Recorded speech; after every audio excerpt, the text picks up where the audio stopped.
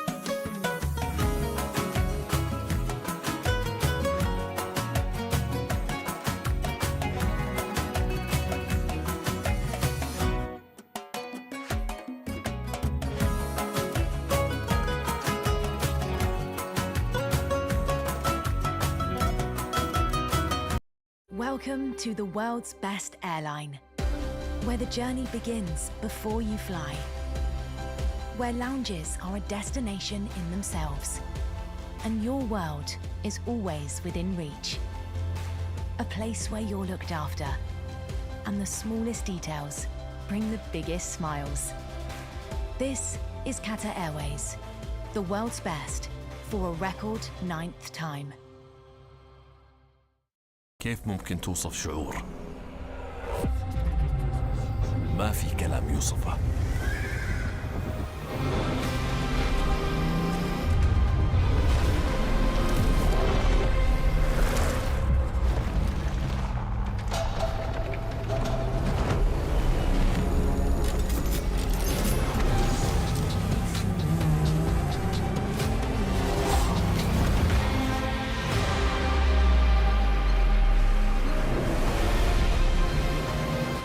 مشاعر ما يلزمها وصف.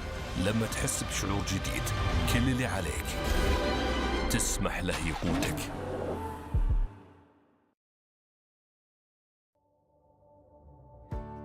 The Labay app, your smart platform for managing your healthcare services at Hamad Medical Corporation. To register, download the Labay app from the App Store. Log in using your Qatar National Authentication ID. Enable fingerprint or facial recognition for easy login. Then enable notifications to receive appointment alerts and changes. With the app, you can view upcoming medical appointments with ease, reschedule or cancel appointments with just one step, view your medical file, test results, and prescriptions, self-assess your health using artificial intelligence technology.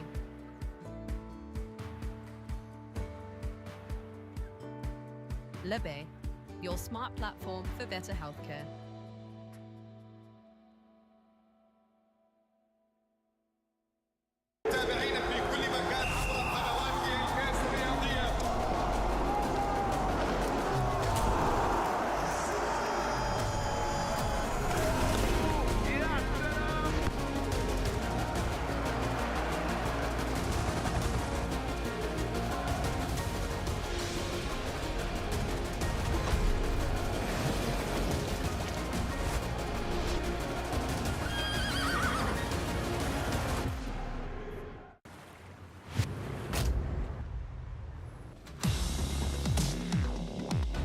We are here to assist on the field, on the sidelines.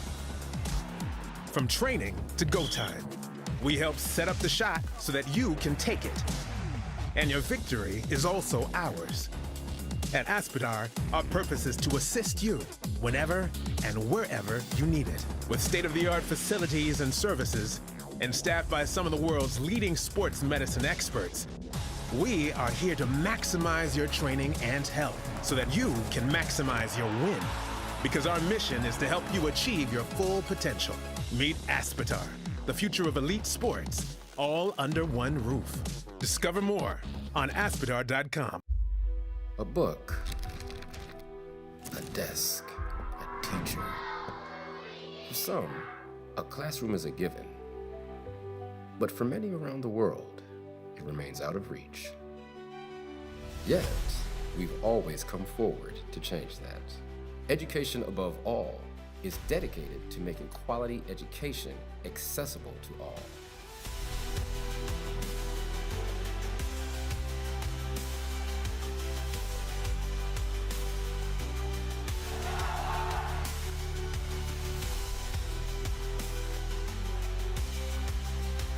Because when a child learns, they don't just change their future. I want to be a pilot. I've dreamt of being a scientist. I want to work where I can help people. They change the world around them.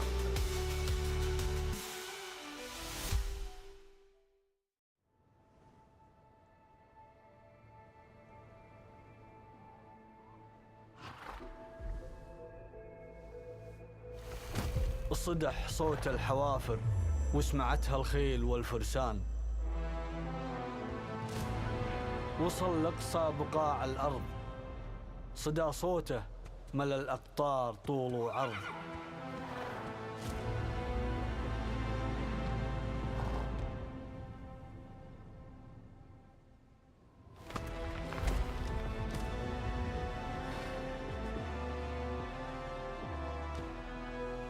تسابق له من اللهفة بنات الريح، ما تقف لو تسير الريح عكس الريح.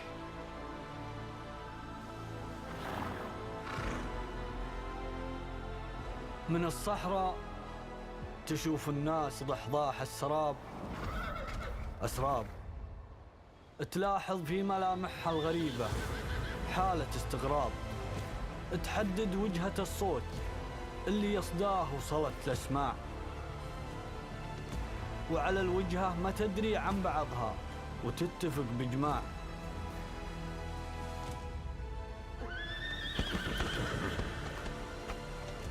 تجي من كل دار وكل صوب، ترابط بين أحاسيس وقلوب، تجمعنا الهواية والمحبة هنا من حيث تجتمع الشعوب.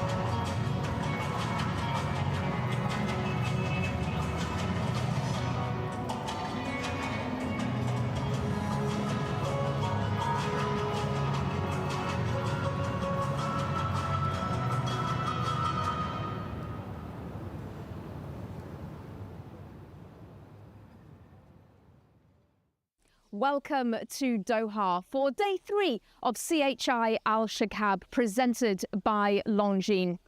This is one of only 5 events of its kind in the world. And yesterday we brought you 3-star and 5-star show jumping action, as well as some of the para-dressage competitors kicking off their week.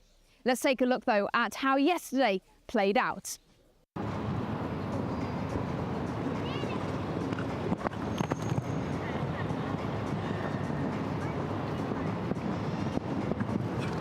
Brilliant. And we've seen older horses at the Olympics competing at the highest possible level. He's not hanging around here now. Neat and tidy back. Lets him gallop through the corner. 20 years of age, he's seen it all. Now this is very, very quick. We can sit up now and keep an eye on this. Now stay on the pattern, 6 up to the double.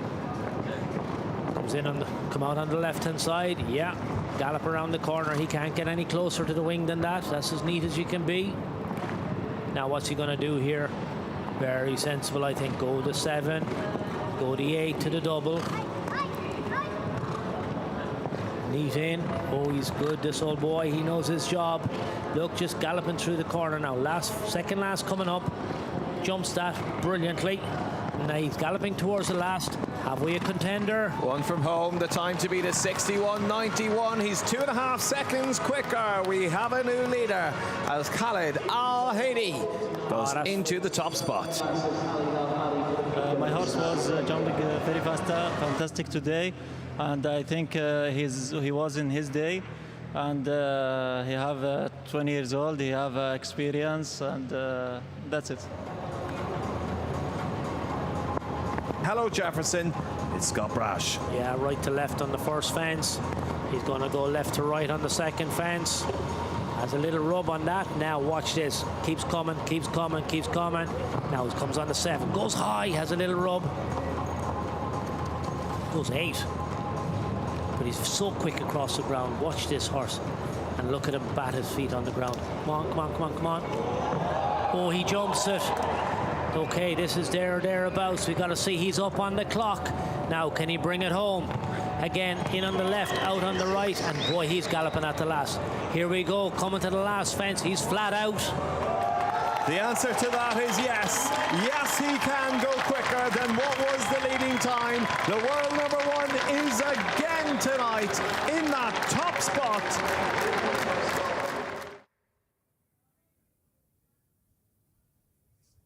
Well, we are at the 3rd day of competition at CSI Alshaqab presented by Longines. And what a day we had yesterday.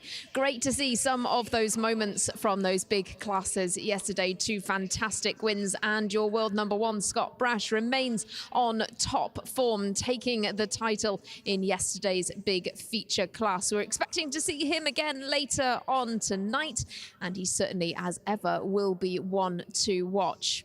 Of course, we are midway through this Doha Equestrian Tour. We're bringing together some of the very best in international show jumping, some real stars of the sport, together with some of the stars of dressage and para-dressage as well.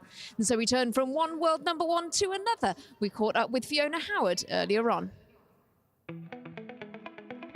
I'm Fiona Howard. My horse is Ferguson, and I'm riding in the Grade 2 CPDI para-dressage. My mother rode horses when she was younger, and she absolutely did not want me to ride horses. She was like, no way. But from the age of 3, I was like, I want to ride a pony. She decided to put me on a naughty little Welsh pony and thought, it's fine. She'll ride this pony, she'll hate it, and then she won't want to do it anymore. I fell off, and my mum thought, great, she won't want to do this again. They picked me up out of the mud, and I said, I want to keep going. And she was like, oh no. And that was kind of the beginning. I grew up doing dressage, eventing, and then I also did reining and some AQHA stuff. But then after my disease progressed, I decided that I really wanted to kind of stick to para-dressage. And that was in 2021 that I started competing para-dressage, and then started international competition in 2022. My first international competition was phenomenal. I rode a horse that I borrowed. I'd only ridden it about 3 times before we went, and we finished with some really wonderful scores. And I really went into para thinking, I just want to get back into the competition arena. I want to be the best I can be at this. Horses have always been so special to me, and I love the sport. I just wanted to have fun, do my best, and enjoy the journey. And then in 2023, people kind of started saying, hey, you could make the Paris team. And I was like, you know, I'm just enjoying the journey here. Like, I'm traveling with my horses and just training, kind of kept improving and building my scores. And then 2024 came around and I made the Paris team and had the most fairy tale magical Paralympic Games. And then it's just kind of kept going from there. So it's been amazing. I love the horses. They always come first for me. I love the sport, but they're kind of the really special part of it. They give me a freedom that my body does not give me. I think when things got really difficult, they were just kind of that constant light for me. And again, this past year in 2025, when I had so many surgeries, it was just like having the goal of getting back to them that really helped get me through. I think also I love proving to myself that I'm able to do this, that my disease and conditions are not, like, they don't define who I am as a person.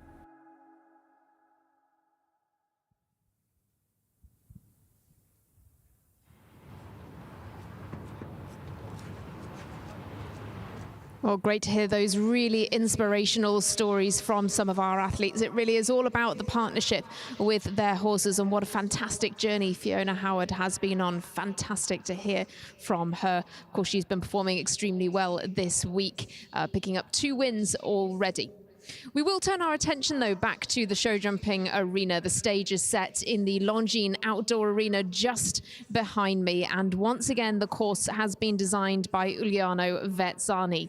He's been setting some very tricky tests throughout the week for our competitors, and I have no doubt that he will have done the same again tonight. We're just ahead of the 3-star competition. Of course, 2 big speed classes to come for you this evening.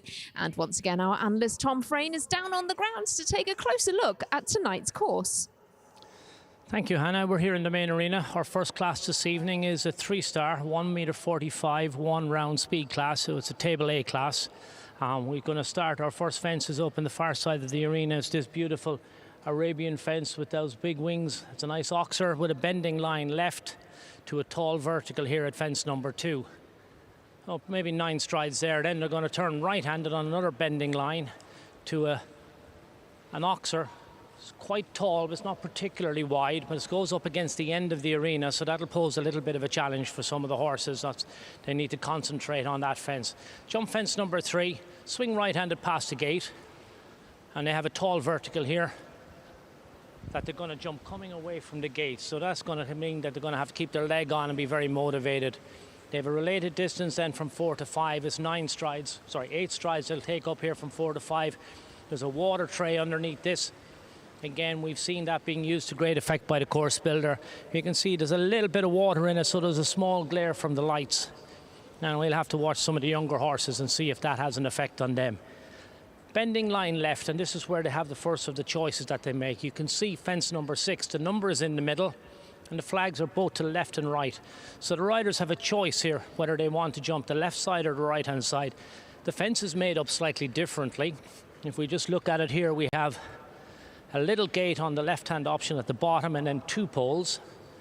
On the right-hand option, we have a much bigger gate with 2 poles. It's the same size, but the choice that the riders have to make and the advantage they have, if you jump this more open, spacier fence, you have a less ground to cover on your rollback to fence number 7, which is here, the Equine Veterinary Medical Centre. So a lot of the riders, if they're trying to be competitive, are going to take an option here, go on the left-hand side, jump that fence and then ride the rollback.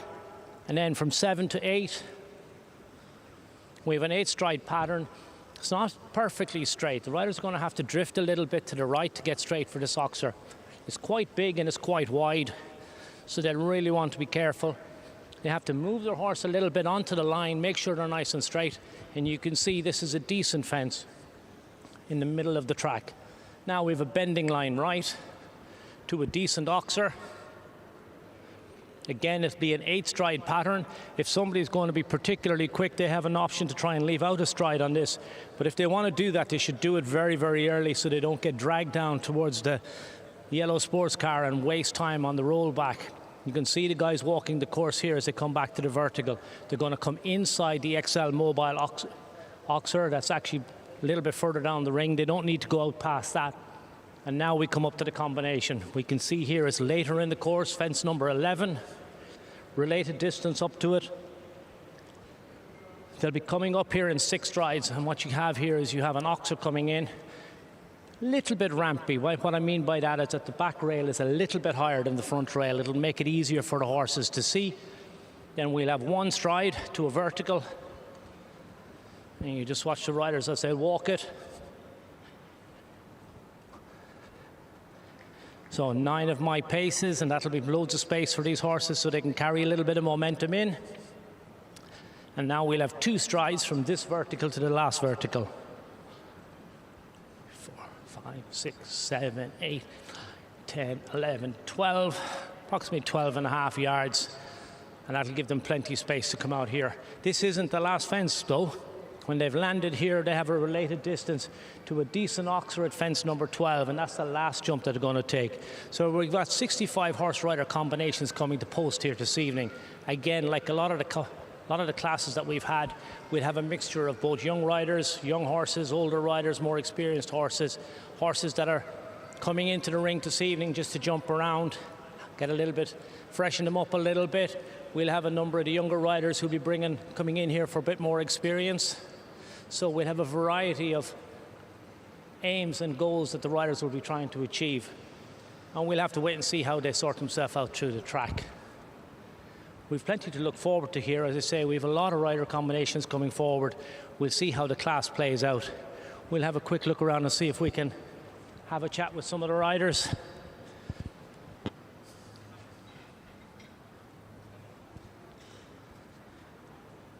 Max, can we just get your impression on the track, please? What do you think it is? Sorry? Well, could you give me your impressions of the course, having just walked it, please? Yeah, it's a 145 class. I ride my best horse, actually, Electric Blue. But for him, I use it a little bit as a warm-up and to get into it. He had a longer rest now and is here now the 2nd week in Doha to get him back in shape. And this is one of the steps here to get him back in shape for me with him. There's a great opportunity here to do exactly that, to bring your good horse here to this big arena and actually introduce him back into the 2026 season. You must have great plans for him this year. Yeah, exactly. Of course, we have big plans. Let's hope we can fulfill them. We have World Equestrian Games in Aachen this year, and he should be the one for this one. And we really enjoy it being here. It's fantastic weather. We have very good conditions to train our horses. I mean, at home, where I come from south of Germany, we have a lot of snow at the moment. We can only move the horses indoors, and so it's great to be here. Well, look, it is an example of one of the world-class horses we're going to get to see competing here this evening. The very best of luck. Thank you for your time. There you go. It's an example of one of the world-class horses, world-class rider we're going to see here in the main arena in our first class. So thank you very much, Max, for your time, and we'll hand over Hannah back in the studio.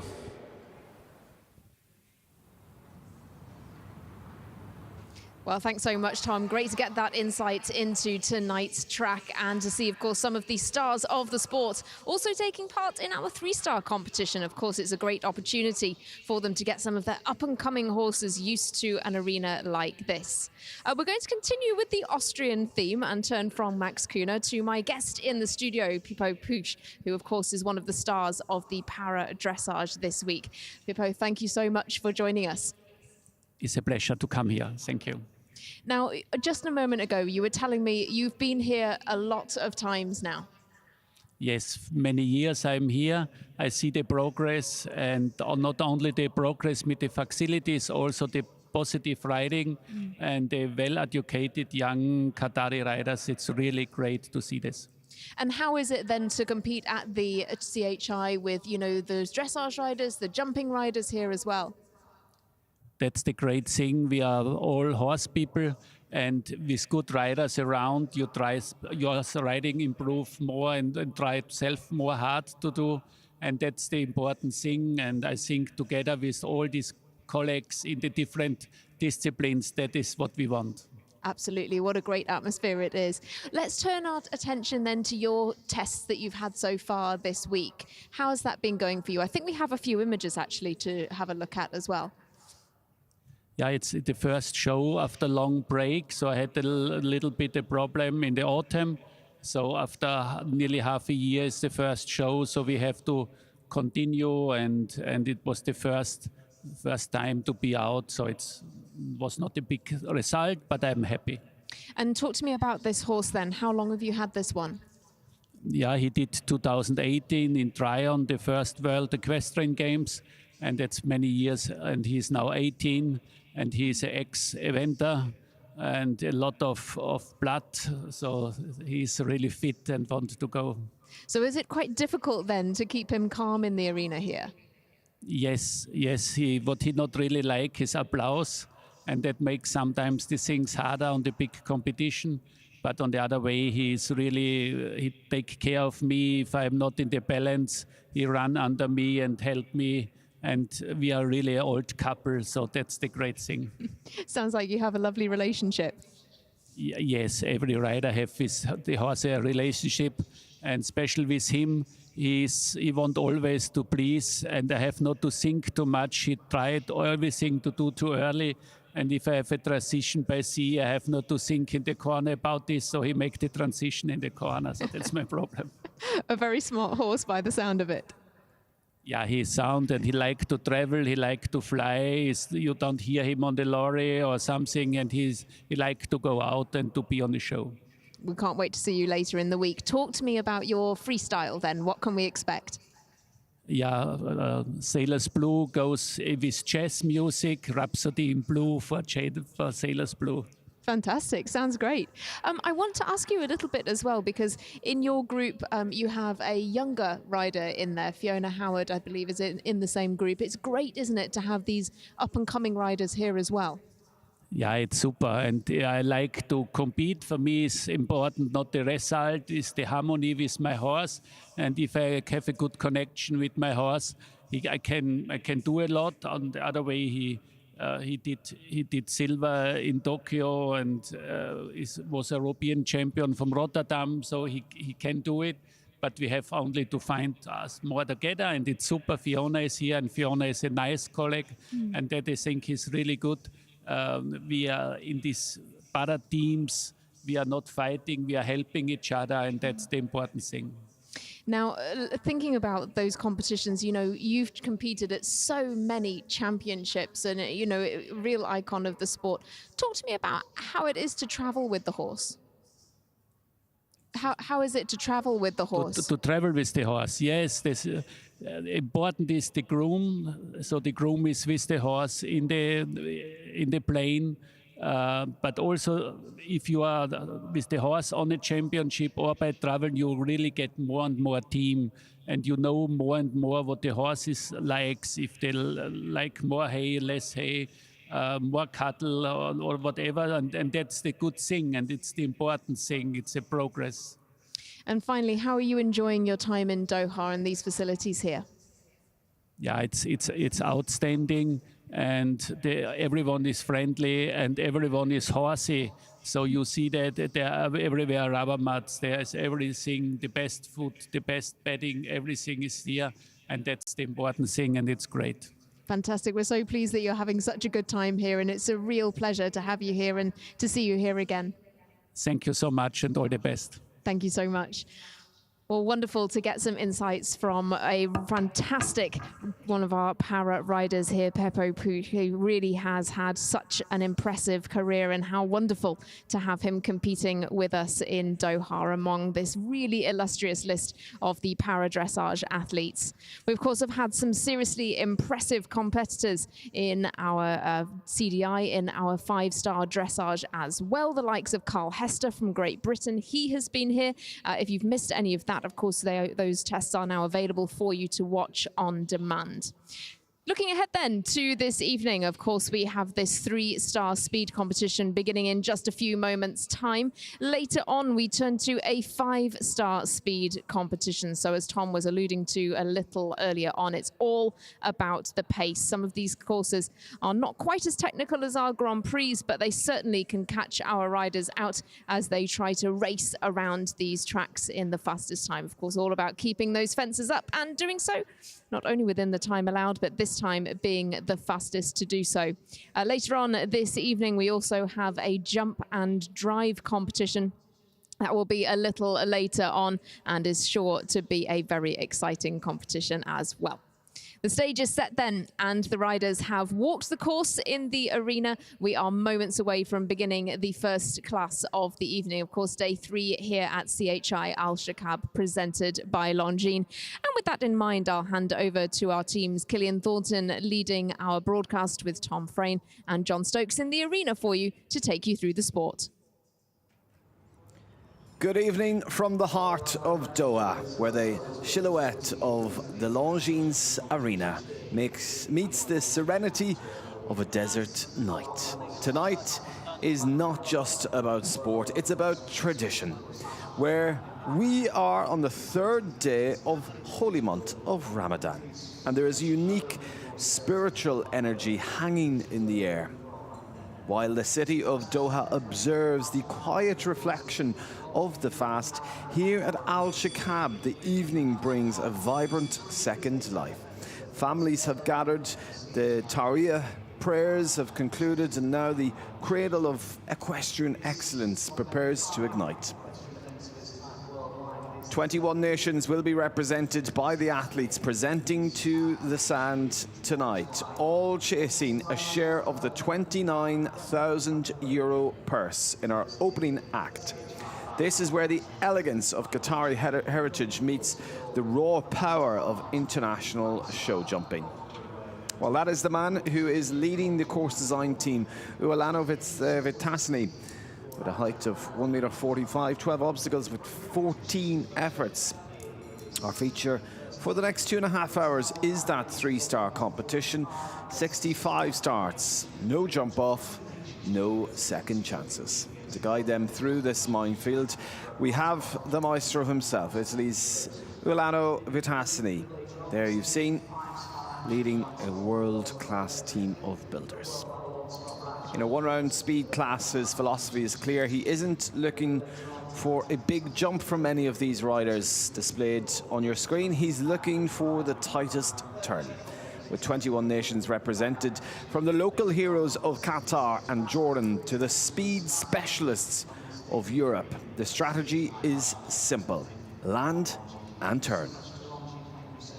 Vitasny has used the massive expanse of this arena to tempt riders into a long gallop, but the traps are hidden in the short distances to the technical verticals. One rub of the timber and your podium dreams are over. In this field of 64, the winner will likely be decided by less than 1/10 of a second. But the 3-star speed is just the beginning of a triple threat Friday. At 9:30 here Qatari time, the giants of the 5-star circuit return for their own 1-round speed battle. We've seen Scott Brash dominate the last 2 nights. They set the pace earlier in the week, and tonight they'll be looking to lay down a marker, or he will, before tomorrow night's Grand Prix. The air will be electric as the heights go up to 1.50 m. These are the world's top ranked combinations. And in a false and time, or a 1-round speed format, expect nothing less than total commitment. Great to see some faces gathered around the arena, enjoying the hospitality of Qatar. For those of us that will be joining us into the late hours, we have the ultimate crowd pleaser to close the night at about 11:15. Correction, 11:45 midnight even, 23:45. That's our 3-star jump and jive. That's exactly what it sounds.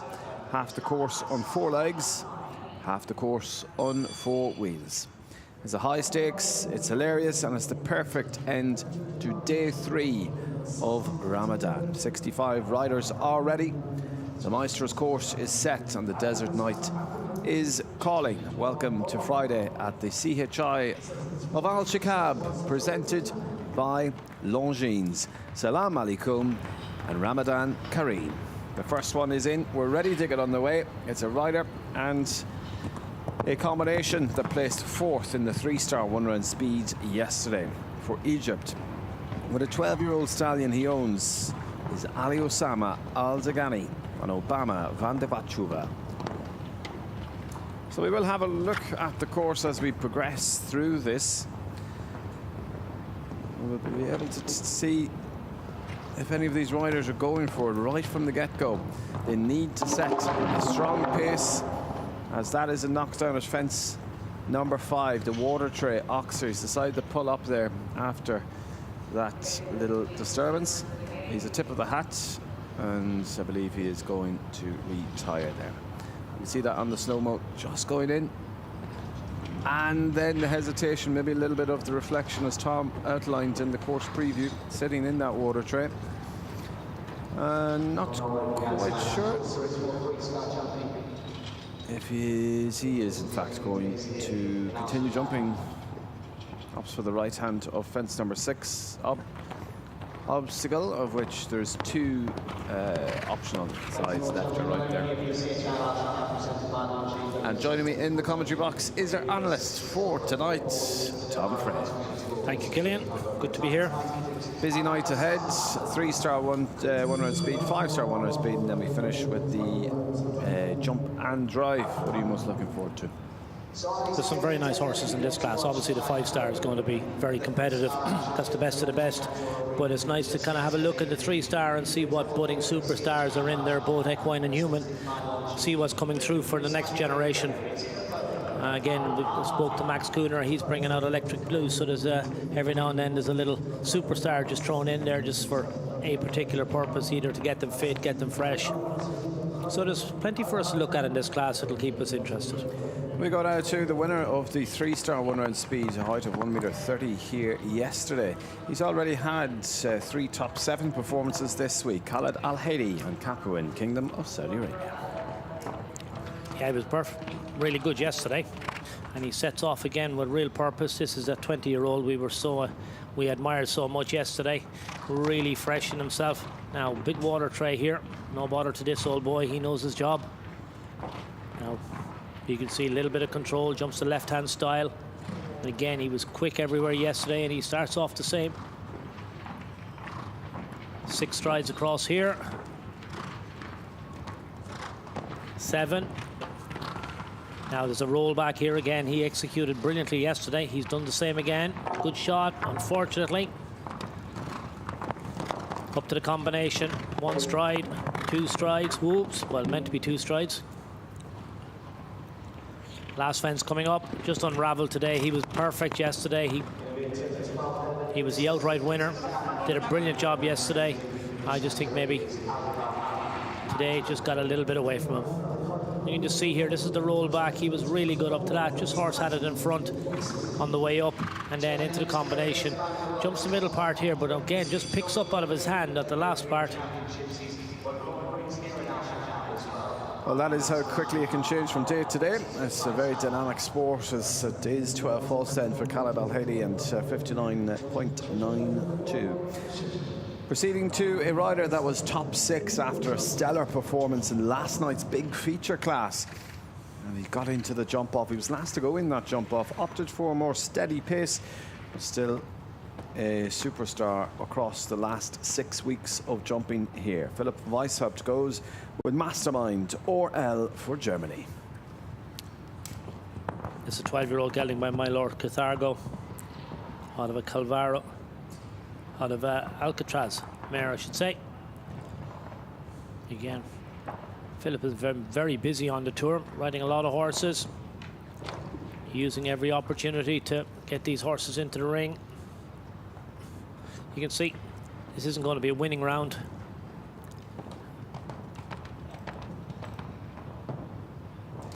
So talk us through that, Tom, for some of the viewers across the network. Why would some decide to go in to win the competition, but also some that, like Philipp here? What's going through their mind? Well, this is a horse that they've just recently bought off Torben Kulbrand, a German rider. We saw him ride this horse last year up to Grand Prix level, and he rode it here in the first couple of weeks. He's changed ownership recently, now moved across to Ludger's stable. So here we have an opportunity for Philipp to get in and ride this horse and get a bit of experience on it, you know, create a relationship, get a feel for the horse. Torben had done a brilliant job producing it from a young horse, bringing it all the way through. So he's parted company now, job done, and he hands it over to the next yard, and they're going to take it forward from here. It's a very talented horse. Philipp is just using the opportunity to get a feel for the horse, really. First clear of tonight goes to Philipp Weishaupt with Mastermind Orel. Steady pace there, 71.49. Yeah, you can see, look at there, the horse with the water tray. If in doubt, he just goes high. He's a proper Grand Prix horse. It won't be long before we see him in the 3-star Grand Prix, and then I'm sure he'll move him up to 5-star fairly quickly. Well, from the 6th place from last night's jump off to now, the rider that was placed second in that feature class, it's Hansi Dreher with Harley de la Sense, Germany.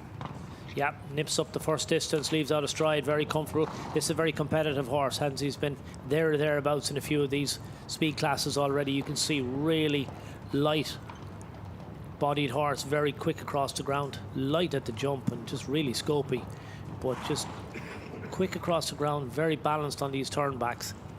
If he can keep it together, he will be competitive. 6 strides. 7, 8 to the Oxer, now sets up the rollback. Well executed. 5, 6 up to the combination, pops in, little support, 2 strides here. Oh, has a good rub. Unfortunately, he just pushed it out of the cups. Last fence coming up, time would have been very good.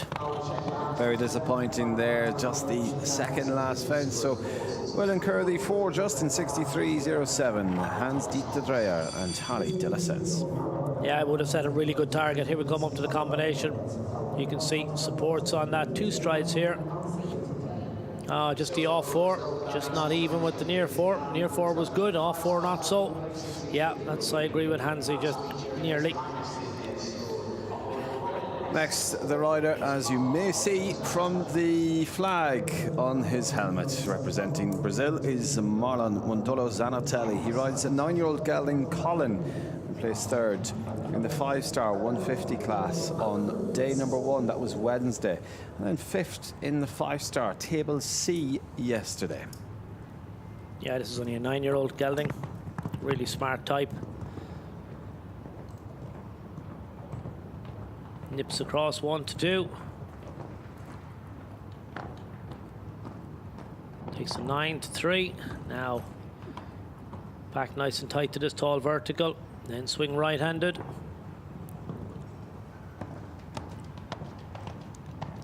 Eight strides to the water tray. 7 up here. Now tight turn back again. This is very neat and tidy, not wasting any time, taking the shortest possible route. Now right hand, bending line again. Big Oxer here, followed by another roll back. And you can see Marlon very neat, very accurate. 4, 5, 6 of the combination. 1 stride, now 2 strides. And now let's see him go to the last. 5, 6, 7. Super, goes into the lead, I'm sure. Yeah, great run there. It's 62.37, significant lead, and That's Marlon Mondolo Zanatelli with Colin S. Brazil. Yeah, big smile. Knows that's a really smart round. Hasn't rushed his horse off its feet. Kept it well within its comfort zone. But did the numbers everywhere. Left out the strides where he felt comfortable to do so. You can see here, watch his eyes. He's looking for the top rail. Yeah, well deserved, Pat. Colin's a nice, smart horse. Be very useful at that level. That's always great to see a smile on the rider's face and a nice pat for the horse when they're walking out. Yeah, it's just the way he did it, really, wasn't it? There was a lovely connection there. Made it look so simple, just floated around the arena. Did the numbers everywhere. Look, Marlon's a world-class rider, we know that, but he'd be very happy with that. Still early days, 58 left to go, but let's see if that is good enough to win here tonight. 62.37 for Khaled Abdulaziz Al Eid to beat with Racker DMC. Another 9-year-old by a stallion by Tangelo, who runs stiff, has the back rail on that Oxford at fence number 3, and as a result he's gone wide. Ooh, this horse a little unruly. He really wants to get at the jump. Khalid has to work hard. You can see, watch his body just leaning back, trying to keep the horse off the front rail. And Wrecker then just objects every now and then. He wants to get at it. The rider wants him just to wait a little bit. Again, you can see that's so difficult for the rider to manage that when the horse just gives that bit of a plunge. He's back on an even keel now again. Now he's gone wide. He's gone outside the Mobile XL fence. Now combination. Ooh, moves up. Whoa, steady now for the 2 strides to come out. Very good there. Can he leave it on the 4?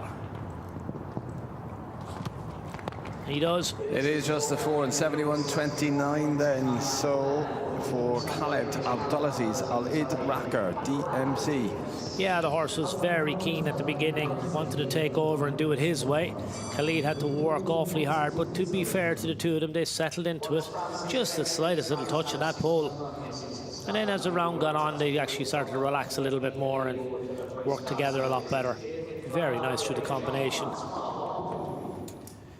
So to France and Jean-Francois Rondeau. This is Flower du Rouet, an 11-year-old gelding, and this rider finished second in the 3-star special 2 phase on Wednesday.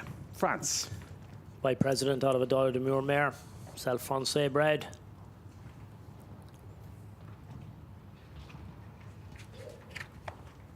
She's an 11-year-old now. Great physical type. You can see she's very scopy and light off the ground.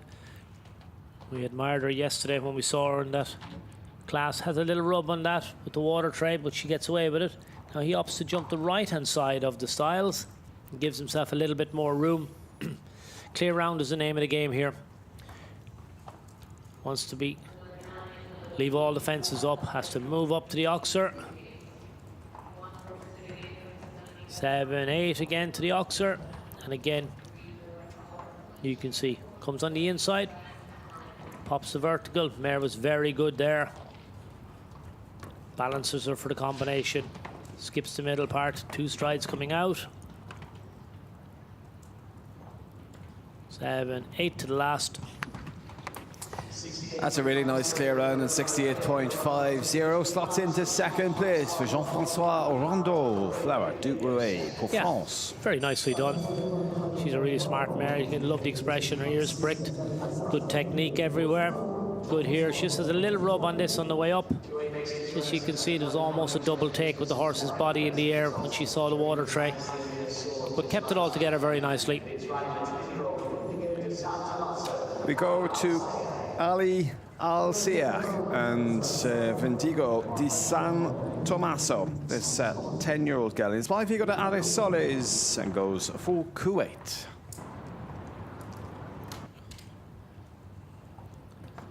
Sets off to the first fence. Let's see what the body language is telling us. Yeah, moves across. Nice and straight. Not taking too many risks early in the track.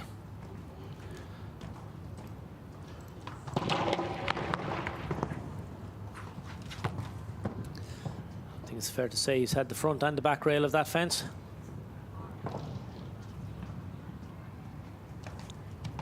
Has a gag snaffle on the horse, big ring on the snaffle bridle. Horse just towing him a little bit. So he's gone nice and wide here on the roll back. He knows he has the fence down. Just educate his horse now. Good on the oxer here. Now stays on a nice even pattern. Moves up to another oxer. Knows he's had a fence down, so he's opted to go outside the ExxonMobil oxer. Now has that as well. Now sets up for the combination. You can hear him using his voice. That gets in nicely. Whoa. Little rub on the way out. Last fence coming up. He's on 8 falls. Clears the last. It is going to be then the 8 falls for Ali and Vindigo di San Tommaso for Q8.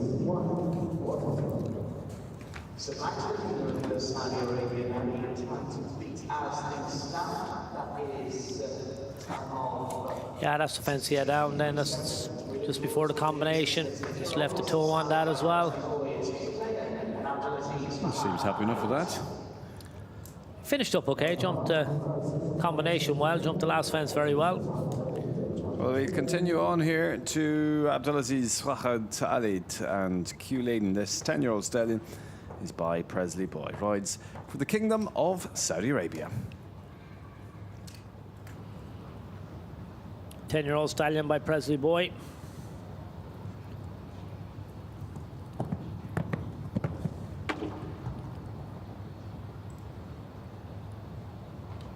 Eight strides, 1 to 2. This is a big striding horse, covers the ground.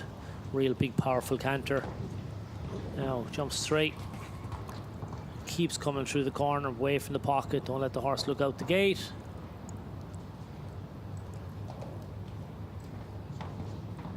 Eight strides. 7 strides. He jumps the left-hand option. And he's neat back here, to be fair. D-ring snaffle on the horse. Good control. 6 strides on that distance. And good on the 7 there. That's nice and brave. Lets the horse travel down the distance. Knows he's a big stride. Now he's going to have to pop this and anchor for the 6. Well ridden. Gets in nicely. Support him now. This is a smart round. Now come up the inside. Get home here in the 7 if you can. Good lad. Yeah, that's a really good round. It's 2 1/4 approximately seconds slower than the leading time, but good enough to go into second place for Abdulaziz Wahad Alid Q Laden. Yeah, very smart performance. Really nice horse. He's only a 10-year-old. Early in the season. Lovely big stride, lovely physical presence about the horse. There we can see just that D-ring snaffle, but lovely balance between horse and rider, good combination, very neat and tidy everywhere. Sami Ghazwan for the Kingdom of for the Kingdom of Bahrain, and Cassiano the 2nd. Yeah, this is a 15-year-old. Whoops, misunderstanding. Fence has been knocked, the bell is gone. Now it just gives his horse a little patch, just reassures. Not sure what happened here, but I definitely noticed, and I said it when we walked the course, that jumping into the little hospitality area there is quite bright. There's a lot going on at the back of that jump, just about 30 meters from the jump. And you can watch here, I think something just caught the horse's eye. Let's see what happens here now. It represents. Yeah, the horse knows what to ask this time, and he just pops it, not a bother on him. Lovely, big, honourable sort. Now, just wants to get his horse now and pop around here nice and easy. Have a pleasant experience. Whoop, not again, the water tray. Horse has just dried up a little bit on him. By that what I mean, he's just not taking him forward. You can see the rider was having to do a lot of pushing and shoving, and he lost the connection then between. So the horse then very quickly gets a little bit lost and loses his confidence. Well, 2 refusals here. That means it is elimination. The rider and horse cannot continue, so that is why the bell is rung, and they cannot continue the round. We will proceed with another 50 combinations left to go. We will have an arena maintenance break at the halfway point of this competition. as we move on to Droite Sabre and Cabernet de Fourzed. His 10-year-old gelding is by Cesaros at Van Pamal for Portugal. Very good last night in the big class, got through to the jump off with his top horse. Looked really fresh and put on a serious performance. He'll have picked up a nice paycheck for last night. This is a younger horse. He's only a 10-year-old. You can see the dapple grey hasn't turned white as of yet. He's had that third fence down, unfortunately. That's going to keep him from a payday this evening with this chap. But I'm sure we'll see Duarte in the bigger class after this. Big horse, big stride. You can see Duarte now knows he's at a fence down, so he goes that bit wider. Again, another one of these riders, a real horseman. Makes it as easy as he possibly can for his horse. Sits quiet. The horse is such a big stride, you can see Duarte just having to sit really quiet and just contain the length of stride.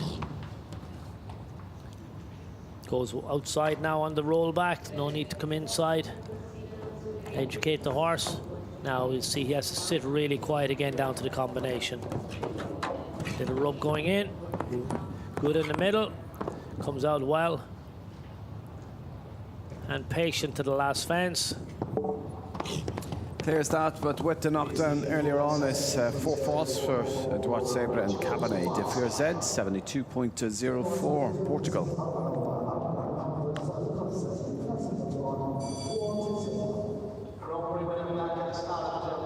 Yeah, we just see it here as he's out to jump on the second fence coming across the arena. What I think is the third. Oh, the off four just not in tune with the near four. Let it hang in. He'll learn from that though. He'll come back a better horse. Moving on to a 2-star Grand Prix winner here early on the Doha Equestrian Tour of 2026. For Great Britain, it's Ollie Fletcher with a 12-year-old gelding by Comme Il Faut. This is Cassius. Yeah, Ollie's been going well on the tour. Nice string of horses now. We see him with Pocahontas yesterday. He'll be back again later on this evening. This in the 12-year-old gelding. Sets off a real purpose here now. He's not hanging around. Letting the horse travel. Of course, very careful on the vertical. And gets his leg onto this big oxer. 6, 7 strides. Now, percentage turn there. Didn't come too tight, didn't risk too much, but didn't hang around either. Now you can see just getting a little bit more, a little bit quicker, just getting more into it.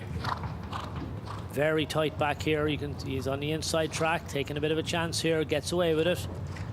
Now combination coming up. I'll keep an eye on the clock. Not good enough to trouble the leader, but he'll definitely put himself up there, thereabouts. Last fence. Clears that, and 66.36 is 4 seconds slower than the leading time, so that is good enough to put Ollie Fletcher into third with a beautiful clear there for Cassius, Great Britain. Good technique there. You can see the horse just opens his back end. Good in front, really smart type of a horse. You can see good expression. Ollie gives him a good pat. Happy with that. To a German rider and Frederica Stack with Zanzibar Gold, this 8-year-old gelding by Staccato Gold. Yeah, this could be one of the horses we were talking about, you know, a potential Grand Prix horse just being produced here. Getting a great opportunity to come here to Doha, use the tour, educate this horse. You can see physically it's a real good type, great canter. Carries himself naturally very, very well. Little sheepskin noseband on him. More of a precaution, I think, at this stage of his career. Seems to be quite still and really accepting of the bridle.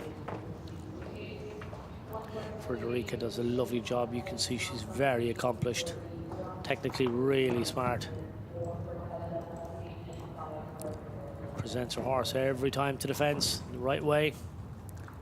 And just see how she just moves the horse off her leg there to get straight to the oxer. Yeah, she's gone outside here. This is only a young horse. This is a production evening. Great opportunity. Get into the big arena, and she's really giving this guy a super spin around here. Watch him, he skips through the combination. Little rub on the way out. I think that's just because his stride is so big at this stage. Oh.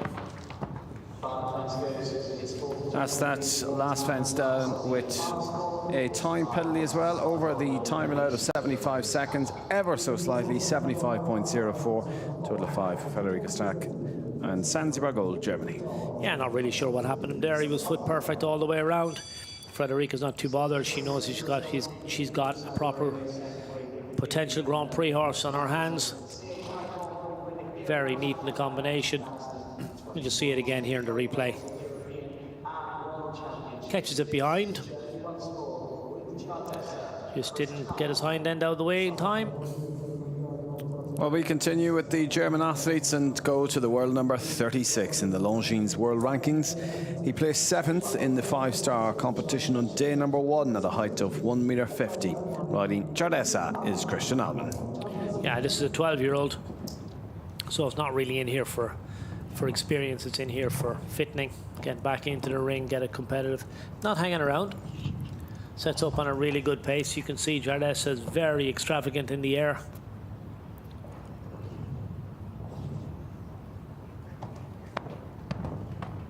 It strides.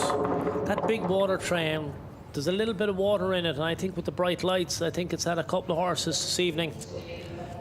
Again, Christian cantered down to it, really positive, put the horse in the right space. We'll see it here very quickly. Everything looks really good, looks good, looks good, looks good. Whoa. You can see the horse just dropped his head as he was about to take off, and when he did then, he just looked at that water train. Now, the bell didn't go, so the clock is still running. Christian has just regrouped and represented, and he's carried on. He doesn't go back to jump that fence again because the judges have adjudged that he actually did jump it. He didn't jump much of it, but they say he did jump some of it. Sometimes that can be better than stopping, adding the 4 faults plus the 6 seconds, and can be more cruel or more penalties awarded that way. Well, I suppose he didn't stop, to be fair. Yeah. He actually jumped it. He did stop on this occasion, though. He's come out to the side of it. The bell is gone. Well, that is his second refusal, which means it is elimination here this evening for Christian Alman and Jardessa.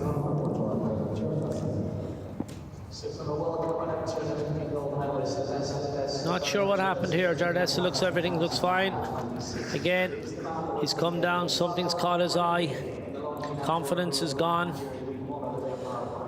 Christian will go back and review it all, get him checked out, see what the story is. Something's just spooked that horse a little bit.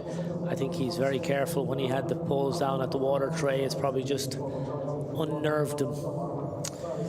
We go now to the winner of the Prix Remes Cellier last week at His Highness the Emir's Sword Show. This is Harry Charles, and he rides Fighting Phil, 9-year-old gelding for Great Britain. By Corner Dobolinski. Out of a contender mare.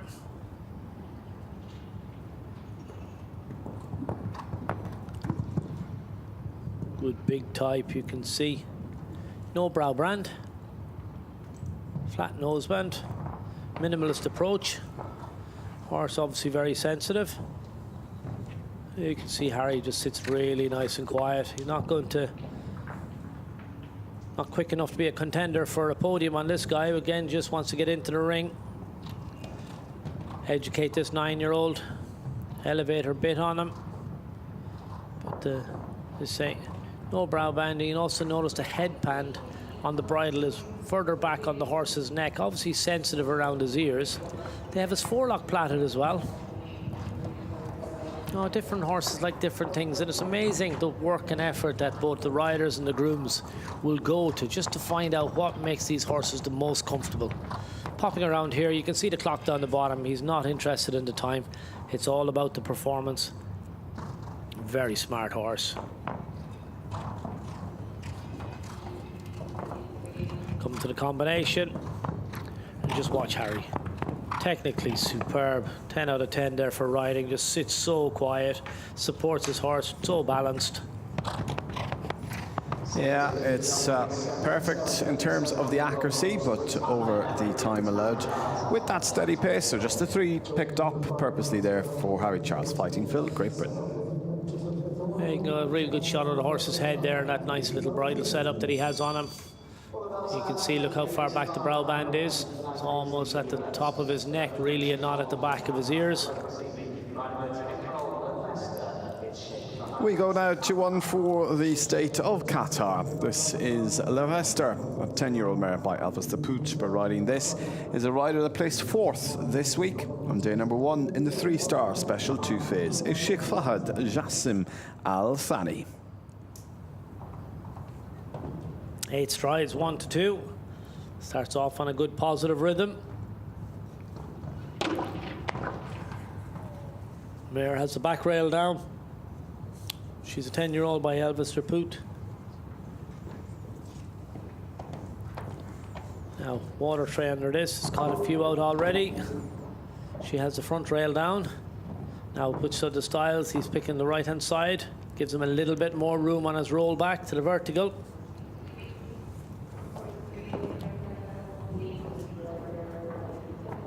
Five, 6.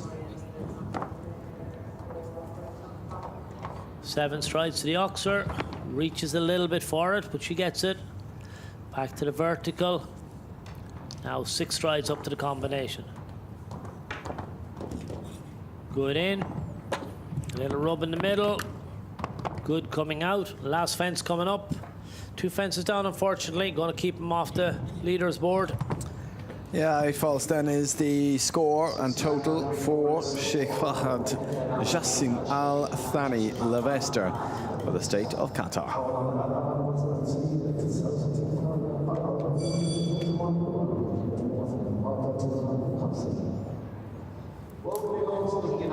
Very good in the combination. You can see, look, she even crosses her front legs a little bit in the air. But she's very smart. Pity she had those fences down.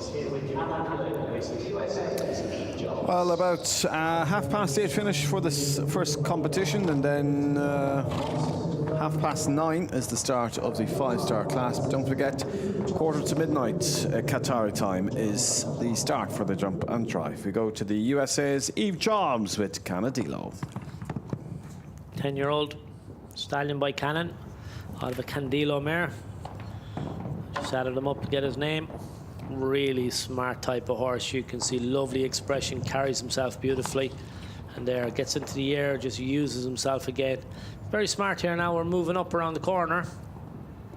Eve means business this evening. Gets that oxer out of the way. And now put to the styles. Jumps to the left-hand one. That'll give her the shortest route back on the turn back. Yep, pushes through the corner. Yeah, and he answers the question very well. Now stay on the pattern here. 5, 6, 7, 8. That'll help you on the turn back. You can see really light on his feet. Executes this. Now 6 strides up here. Moves up. Now sits quiet. Support. Whoa, whoa. Good boy. 1, 2 strides. Look left. Go left. Just move up around the corner. This could be there, thereabouts. It's quick. It's really quick. And into the lead, 61.10 for the United States of America. Canadillo, Eve Jobs. Very smart, very good from the very beginning. This is a beautiful horse. You can see he's so light on his feet. Well done to the rider. She really grabbed this class by the scruff of the neck. She was very positive everywhere. You can see she pushed through the corners. There, landed on the inside, but at the same time, she put him in the right place every time. Well, we will continue after that wonderful performance to a man that knows all about winning here in the Longines Arena. Rides Electric Blue P, and a rider you had a chat with before the start of the competition for Austria, the world number 19, Max Kuhner. Yeah, his horse has had a break, so it's come back now, and he's going to use these few shows to get his horse back into the ring. We had a little chat about what the summer will hold for him, and obviously the World Equestrian Games in Aachen is going to be his big aim for this year, and we would expect Max to be on that Austrian team. He's been probably the first name on the start list. I'm sure if I was the selector, he'd be the one I'd be putting down first. He can go in any place. He can have all 4 of them, really. If only. He's a so outstanding athlete. Ranked number 19 in the world. Has a proper string of horses now as well, but this is his top mount. We won't see him jump the Grand Prix here this week.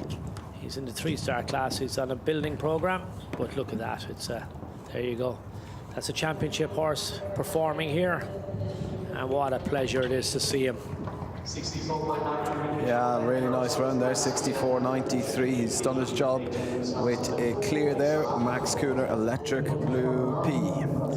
Yeah, look, you can't beat match practice. It's not 150, it's a 145 track. I won't say it's easy for the horse, but it's definitely very comfortable for him. You know, this horse can jump a big 160 track, but like any athlete, he needs to be fit and ready. And when he's been expected to perform at that level, he needs to build up to it, and that's what we've just witnessed.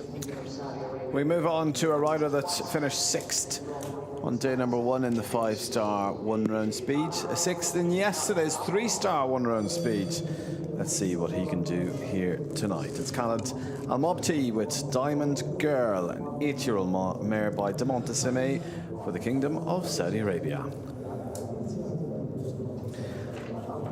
Tom, maybe it's also worth noting that when we're talking about Electric Blue and getting match fitness and bringing the stamina level up, it still is so early in the year and early in the season, and this is a great way to have some jumping 3, 5-star and also some 1-star level as well here in Doha. Yeah, there's huge discussions going on with all the chef de keeps and managers and everybody, you know, making their plans. They're all out talking to their riders. Jessica Chesney is doing the same. Jessica Curtin, I should say, is doing the same with all the Irish riders, making a plan for the year. And I'm sure, like every selector and chef in any sport, you want to chat to your athletes and see where they are in their preparation, and you need them peaking at the right time. And I suppose that's the big secret to success at any sport, is being in the top form at the right time. And for that to happen, you know, these horses will have a specific program, do certain classes, and I'm sure to be selected you need to be able to get in there and jump some of the big cups. So there's a chance that he might jump some of the earlier cups, show his form, show his quality, and then maybe have a little bit of a break, freshen up before the championships. So there is no doubt, but they will have a fairly sophisticated plan mapped out for the whole year. Unfortunately, Khalid here has had a fence down. Yeah, it will be 4 falls here tonight then for Khaled Al-Mobti and Diamond Girl for the Kingdom of Saudi Arabia. Nice horse. It's only an 8-year-old, part of the whole program. Very smart there, and that's a decent oxer, good 145. And the 8-year-old that can jump it like that has a lot of potential. Well, onwards we go to Denmark's Caroline Rehoff Patterson as she rides this 12-year-old stallion. It's Menconvio PS. One of a few very smart horses this young athlete has brought here for a couple of weeks.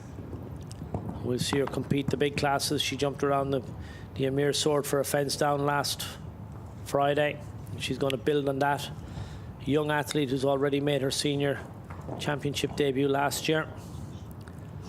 A lot for her to look forward to.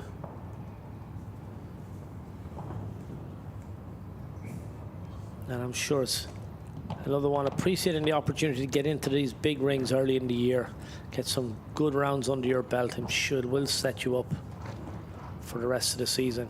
Now this is not going too tight, just keeping a nice rhythm. You can see again, look at the physicality of this horse. He's a big striding, big jumping horse. Just using the opportunity now to get him into the ring and again build on that fitness, build on that match practice.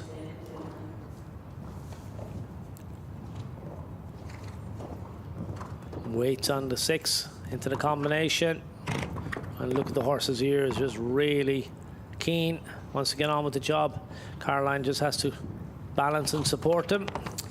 Well over the line, and nice clear there, 66.86 is good enough to rank 6th at this early stage for Caroline Rehoff Patterson and Menconvio PS, Denmark. Yeah, job done. Nice round under his belt.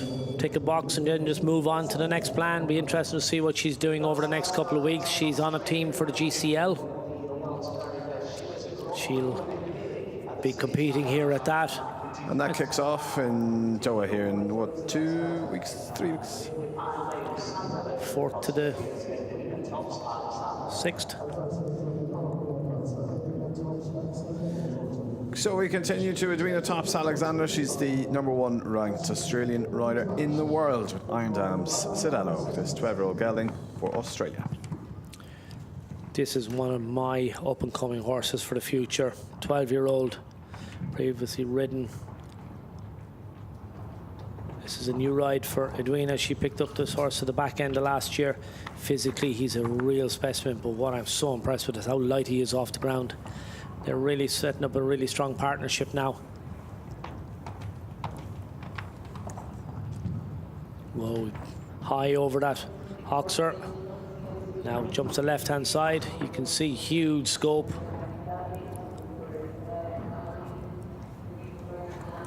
Goes nice and wide.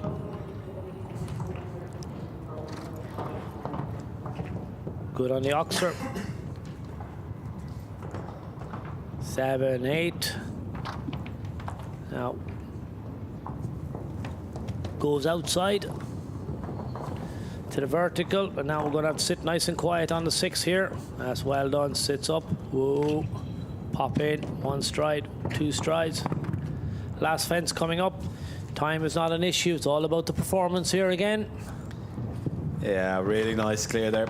And 73.83, that's just good enough to rank into 9th, so a really steady clear there. Nicely done by Edwina Tops-Alexander. You just watch this horse. Great technique, huge power. Look at the height he gives over that fence. And there, this is a decent Oxer with the water tray. If in doubt, go high. You love that reaction.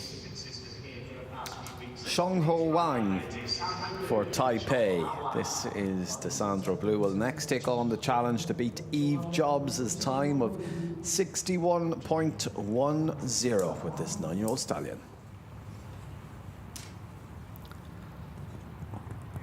Picks up a nice canter.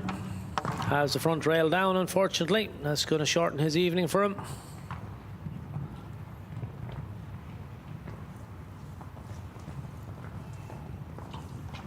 And has another one. Just gets a little bit at the jump here now. The rider just needs to settle it all down. There we go. Horse, you can see, is very keen. Ooh. It's just difficult when the horse is this fresh. Not really listening to the rider and taking his instructions. The rider's doing everything he can just to keep him a bit of space in front of the jump. Now let's see what he does here. Oh, he respects that a lot better. Now this Oxer again. You can see the Oxers in particular, he jumps very well. He backs off them a little bit more. He's just a little bit too brave at the verticals. Now he needs to settle into it. There we go, that's a lot better now. Coming to the combination. Little leg on, going in. And he keeps the balance a lot better there. You can see the horse controlled himself and held himself.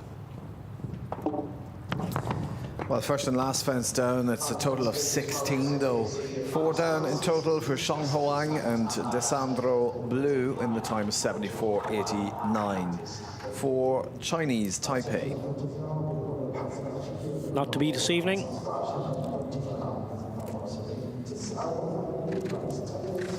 Well, we still have 38 to jump, and we're 10 away from a halfway point, of which we will take an arena maintenance break, but we will have some analysis at that point also.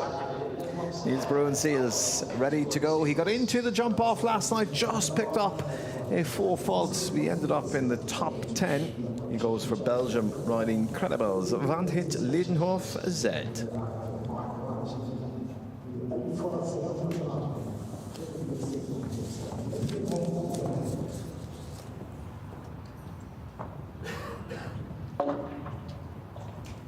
Little bit of a bump on the second fence. This horse has plenty of experience as a 12-year-old mare. Now he's very neat and tidy here now. He's not going to hang around.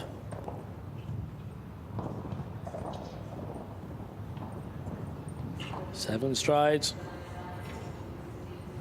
Yeah, you can see, look, he's trying here now, not wasting any space there. Just keeps it organized to the oxer. 8 strides again. Now he's neat back. This is where he's choosing to make up as much time as he possibly can. Jumps that on the angle. Up to the combination. We'll have to have a look at the clock and see what we think. Could be in contention. Will he get home in time? He's been very neat and tidy every place. He's just going to be outside it, I'm afraid. It's quick, but not quick enough. It's 2 seconds slower. Great round by Niels Broenseels and Incredibles. Van Hedge-Ledenhoff said to rank 3rd, Belgium. Very neat all the way through. Was very tight on the turnbacks. Opted not to go and leave out too many strides around the track. Just kept the mare nicely connected. I say just went on the inside line everywhere that he could, but didn't let her off the bridle. So a very neat, calculated, tactical round. This is one of the riders that has been competing here from January, part of the 10-week Doha Equestrian Tour, riding Qashqai SB. The 10-year-old stallion is Italy's Roberto Primepower. This man is used to winning classes. He's very competitive. He wouldn't mind getting his nose in front. Adds up a stride there, just makes sure he wants to jump that, and then you can see he's very quick back here to this vertical.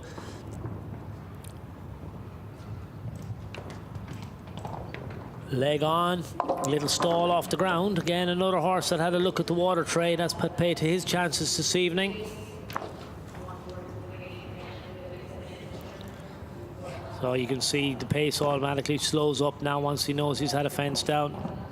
Not going to let his horse idle, but just not at the same urgency that we would have seen earlier on.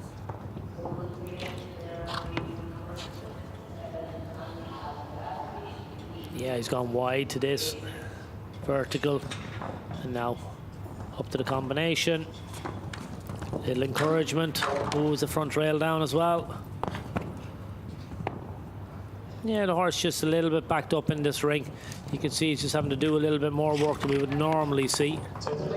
We'll finish with a total of 8 there in 68.98. Roberto Primepower and Qashqai SB para Italia. Just see here, just comes off the ground, and then you see how he kicks out behind horses in the air. When I think he saw that look, just get a little bit of encouragement here to the combination. And again, just had an extra look when he was coming off the ground, and those two resulting in his 8 faults. We return to the riders from the region here, and Iraqi rider Zayed Ali. This is Conari Van de Maltahouva. This 10-year-old mare is by El Tero the Muse. This is Zayed Ali. Well, not forgetting that we have CHI, so 3 disciplines here in Alshaqab: dressage, power dressage, and this show jumping. You can find some of the clips available across the network.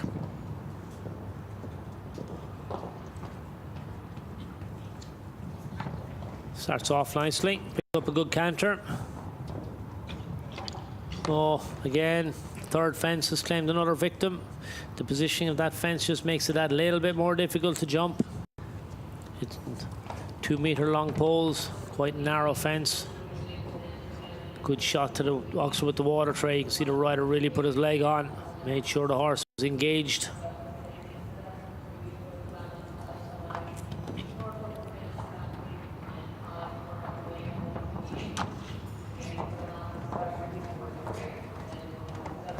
Big oxer. Now is he going to go outside? Yeah. No, changes his mind. He's going to come inside. He's going to do a little bit of training. Pops that quite well. He's going to add up a stride here to the combination and drift it a bit right. Pops in, 2 strides. Very good. Last fence coming up. Clears that, so will just be the 4 faults then in 67.55 for Zayed Ali and Conari Van de Maltahouva, Iraq.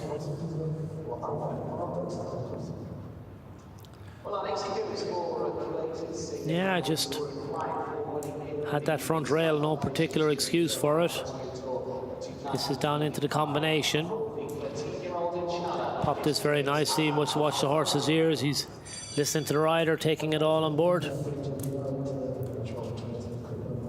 Inshallah, the next rider goes clear, as the 13-year-old gelding is also called or titled Inshallah. This is for Kuwait, Ali Kafori. 13-year-old gelding by Nabab Derev out of a Clinton mare. Top 7 performance in yesterday's 3-star 2-phase competition. So let's see if he can produce a clear here. Big tall horse. You can see, I think if you were to put a measuring stick on him, he's over the 17 hands high from what is my guess. Jumps this on the angle. Plenty of experience at this level. Yeah. Again, the water tray coming into play just distracts the horse, got him to look down, made a mistake. So now you can see he's going wide.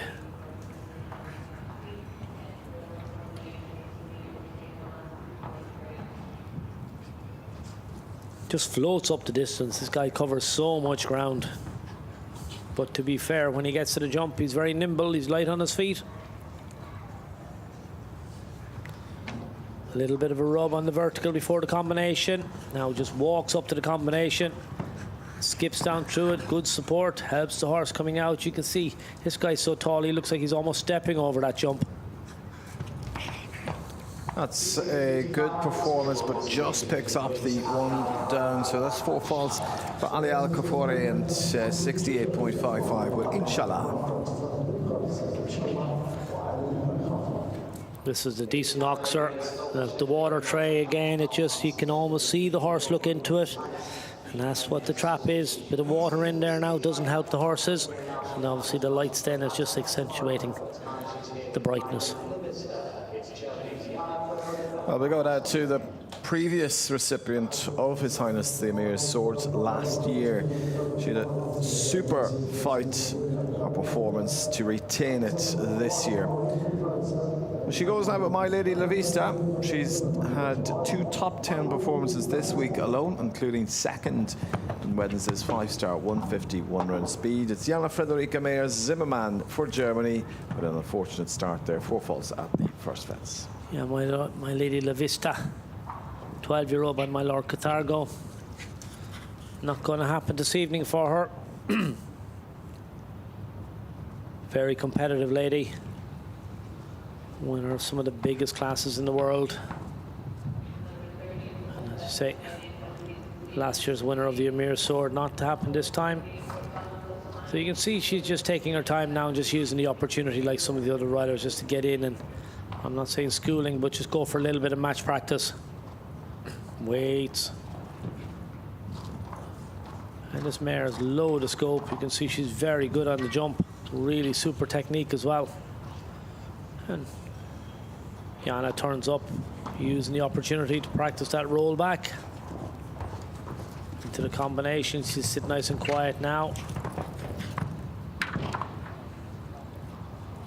1.45 m, it's a good class. I mean, they're not small fences, to be fair. And yet you can see the really good horses make it look easy. Yeah, he falls there, and the time is 70.05. Jana Frederica Meyer Zimmermann with My Lady La Vista for Germany. In fact, it's just the 10 clears, Tom, so 37% clearance rate. So there is plenty going clear still. Yeah, we have a good quality field. That's the first fence. Here's the last.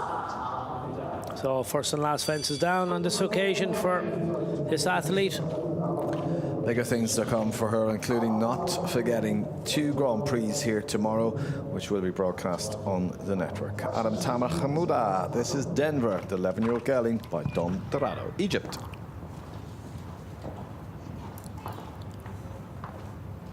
Nine strides, 1 to 2. You can see this young rider rides with quite a long rein, allowing the horse to use himself. Pops the vertical very nicely. Just keep a nice even canter. Using his experience there with the water tray, not getting distracted. Jumps the right-hand option on the style.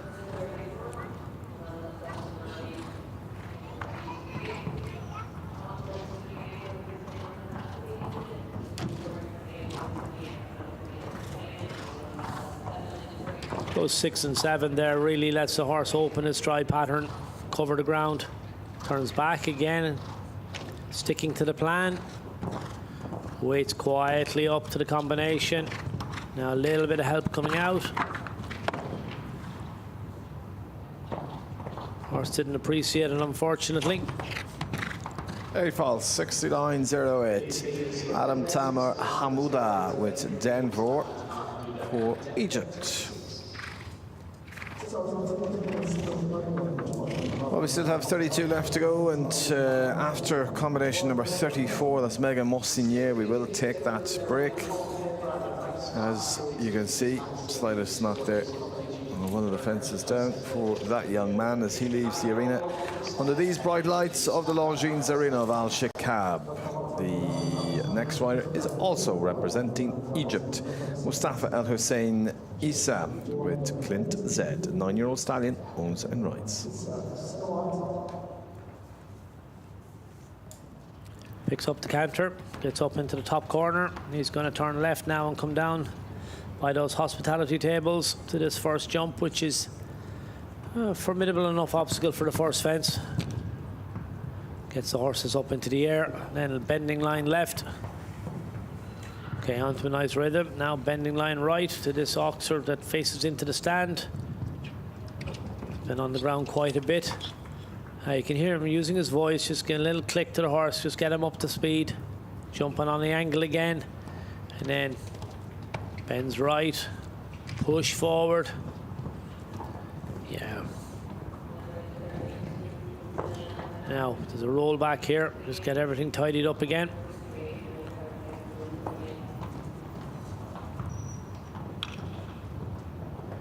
Four, 5, 6 strides. 6, 7, 8. You can see how nimble the horse is. He just drifts right very, very quickly. He's gone outside, gone wide back to this vertical. Has it down all the same into the combination. Support on the last bit. Horse is very good there. Last fence coming up. He's on one fence down. Yeah, it was good right up until that final part there, 72.22. On the slower side as well, with just the 4 falls for Mustafa El Hussein Issa. Here you can see just as slight as the little touches on fence 10, just rubs it out and just rolls it out of the cup. Good behind there. You can see the horse just hinged lovely behind the saddle and opened his hind legs. Well, the top 3 at the moment. Eve Jobs leads at 61.10. Second is Marlon Mondolo Zanotelli in 62.37. And Niels Bruin Seals, 63.13 is third. We go to Fawaz Al-Shamari. This is Balanita, the 11-year-old mare. No breeding recorded on this for Kuwait. Very active horse. You can see she wants to get on. It gives a little bit of a buck there after jumping the second fence.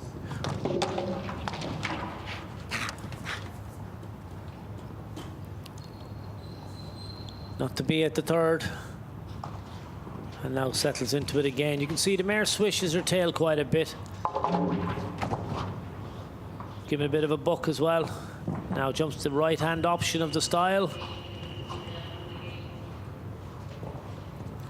She's a bit of a handful to ride, this lady. You can see she's wiggles around the place quite a lot.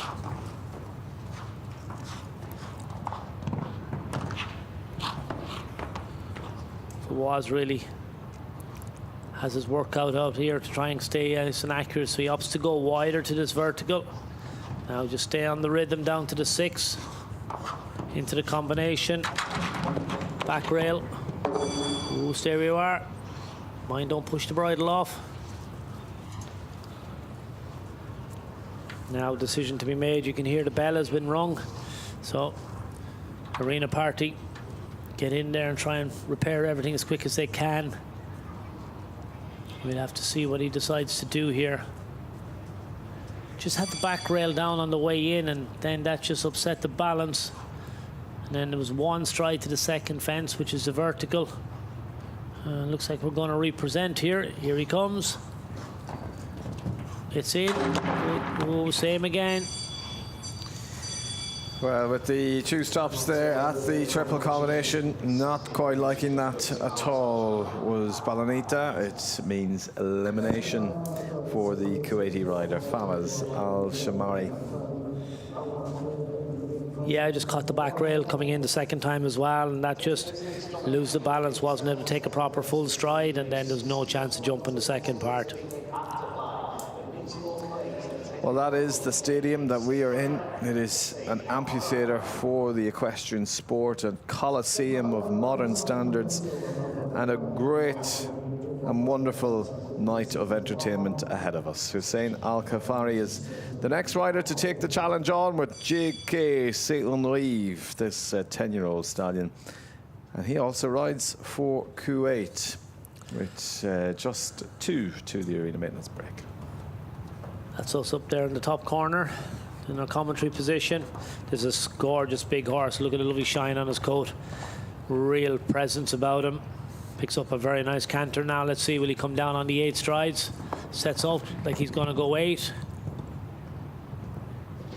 5, 6, 7, 8. Now keep coming. 5, 6, 7, 8. Get your turn, right turn. This looks very smart. Good riding. You can see as soon as he lands, he's moving away and then steadies at the end of the line. Now pause, now leg on, get the power, don't let the horse look down. Jump the left hand option, please. No, he's gone for the right hand option. That's going to cost him a second or 2, but he powers through the corner. Horse is really brave. Now bending line right, big oxer. Now turn back here. You can hear a little bit of encouragement from the stands. Whoa, makes an adjustment. Oh, horse picks up out of his hand. That was really well done. Up on the 6. Now slow down. Whoa, whoa, whoa. 2 strides. Look for the last fence. You have to jump it. Well, the last 2 fences go 62.96. That would have been a time good enough to go into 3rd place for a rider that finished 4th in the 3-star 2-phase competition earlier this week. Such a shame, as that is a great effort with J.K. Saint-Henrive, Hassan Al-Khafari, Kuwait. Yeah, lovely horse. He answered all the questions. Got in here lovely. Not sure what happened here. You can just see he took a big stride on the 2nd stride and had the slightest of rubs. And then I think just once he'd had that fence down, horse was a little bit unsure on the back rail there. This is the slightest of rubs again. Look, you can just see he drops away in those safety cups. Unfortunate. Well, we have just received word, just withdrawals from start number 33, so we will in fact move to the last to go before the arena maintenance break, and that's Megan Mossignier, Kando Z. This lady finished 3rd in the big 5-star feature class on Wednesday, day number 1 of this week's show. For France, she's naturally very forward. She has that lovely forward French style, lets her horses travel and run. So she's done the numbers on the first 2 fences, and you can just watch the body language again. Just lets the horse travel away from the back of the jump. And now press at the end. You can see beautiful riding again. Megan has been exemplary for the last couple of weeks that we've seen her here. Now very neat back. She's jumped the left-hand option. That'll give her, save her a second. This guy has a big stride. She's using it to good effect. 6, 7, 8. Now get that inside turn. Again, look at the rider. Eye on the fence. Pushes through the corner. We've seen her do this so well. Last week at the Emir Sword, and this week again. Now balance here. Look at that. It's like she's doing grid works at home. Now last fence coming up. Not maybe quick enough, but a really good effort. Time to beat 61.10. It stops at 62.57. She's pleased with that, as Megan Mossignier with Kando Z goes into rank 3rd for France. Well, definitely the accuracy there right from the get-go. A good pace set off with that 10-year-old stallion by Canaan, and really good scope over those oxers. Already turning the head before she even lands. She meant business, and she looks to the big screen there as we replayed that round. Well, that is the halfway point of the competition, and that is the standings at the moment. Eve Jobs leads, with Marlon Mondolo, Zanatelli in second, and now Megan Mossinier slots into third. Further down the line, leads Rowan Seals, Abdulaziz Fahad Alaid, and Max Kudo. That's the top six here at the CHI of Alshaqab, presented by Longines. But don't go anywhere, as we have some highlights coming up next.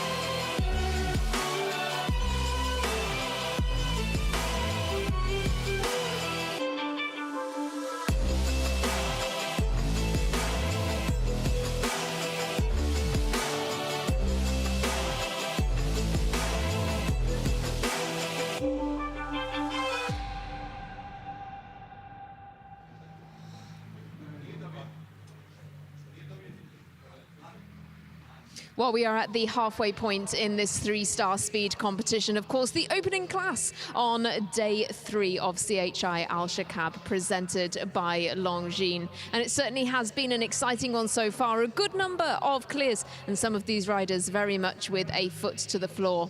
Somebody who knows exactly what it takes to perform in this particular competition is Ollie Fletcher, and I'm thrilled to have him join us in the studio. Ollie, welcome to our studio. Thank you so much. Thank you very much for having me. Now, talk to us about this performance, because a good clear from you today. Yeah, the horse jumped fantastic. I was really happy with him. He was jumping careful, and he has the Grand Prix tomorrow, so it was a nice, confident building round, and he's been very good in the Grand Prix here the last few times, so hopefully we can say the same tomorrow. And how does these 3 stars play into your plan for the week? You know, you've got some 5 stars here as well. Talk to us about that.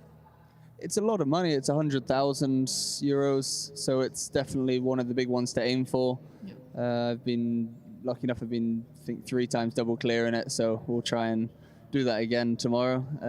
This horse has been very consistent in that class. I think he's happy at that level and confident, so we're going to try and build on that and have a nice result tomorrow. Fantastic. We look forward to seeing you in the Grand Prix. Tom Frayne, our analyst, joins us once again. Tom, you've been taking us through all of the action, but a really solid performance there from Ollie. Yeah, it's great to see. It was beautifully presented every fence and did a really smart job. It's great when you see the confidence is building with the partnership so early in the season. It must be a great opportunity to do that, to build the partnership up early in the season. Yeah, he's always had quality. I've had him for a couple of years. He wouldn't be the easiest of mine to ride, but then I have to maintain my own riding and stay very strict on that, so he finds confidence in me to keep on going in the ring and deliver clears. No, you can really see it building up as the shows are going on, so great job, well done. There's a bit more to it here. It's not all work. There's a little bit of play as well on the time off that you've had. You've been able to play a little bit of golf here, I believe. We did, yeah. We had a few holes in this afternoon as well during Ramadan, so everyone's complaining about not doing anything in the day, but we're finding it very nice going out on the golf course, playing 9 holes every day. It's very enjoyable. No, there's a lot going on here. I mean, it's obviously brilliant for the horses, but they've looked after you very well here, I believe. Yeah, it's a fantastic show. There's nowhere else in the world you want to be right now than here. It's an amazing country, I have to say. The culture is fantastic. The people look after you brilliantly, and it's the sport at the very top. Well done. It's been brilliant watching you, and best of luck in the rest of the weekend. Well, Ollie, you've obviously had a great week here this week, but have you been to Doha before? We've seen you here in the past, I believe.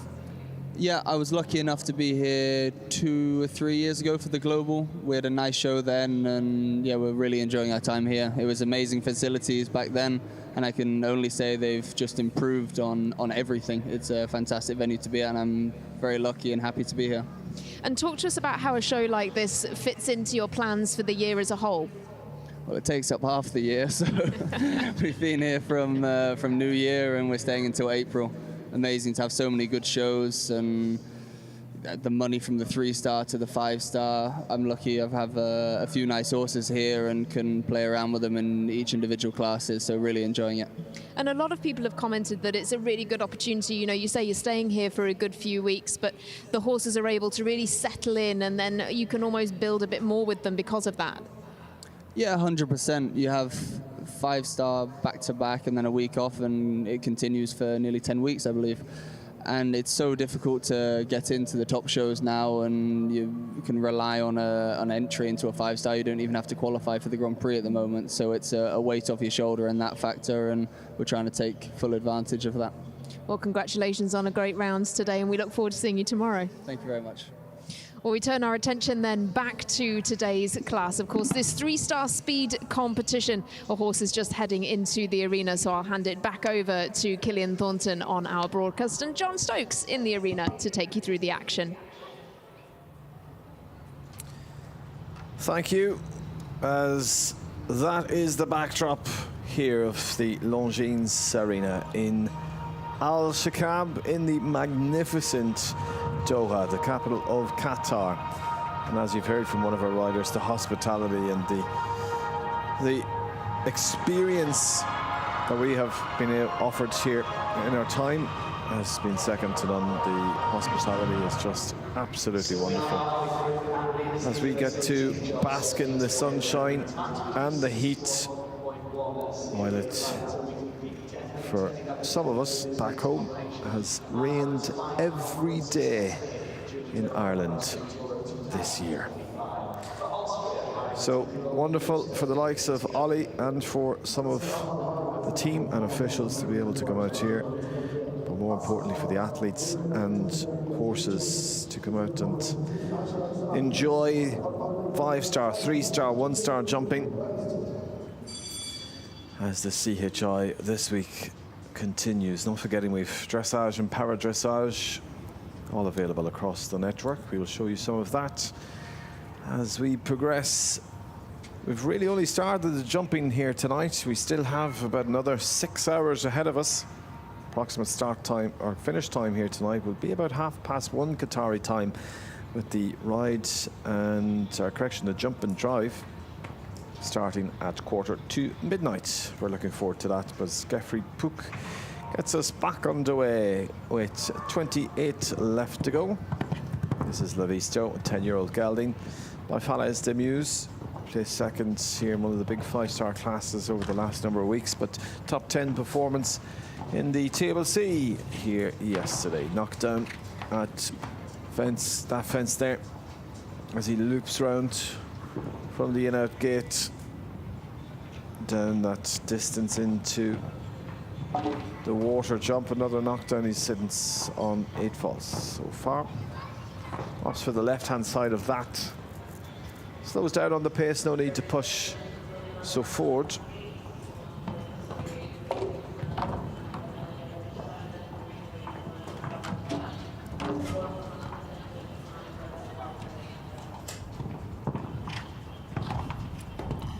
Sits on 16 now.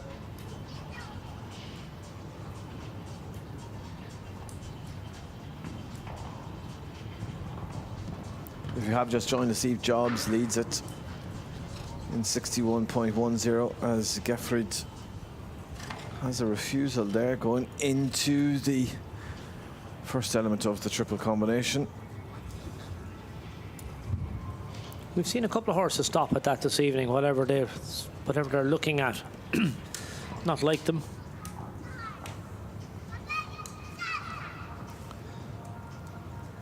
Comes back across the arena. There's a few people sitting there, unless there's a little bit of movement that just catches the horse's eyes. His 10-year-old. We could understand a little bit in the top corner where the big screen is, but on that end of the arena shouldn't really be enough there to really distract them. Well, will be a total of 56 then, with the time of 106.62. Gefrit Cook and Lavisto for Austria.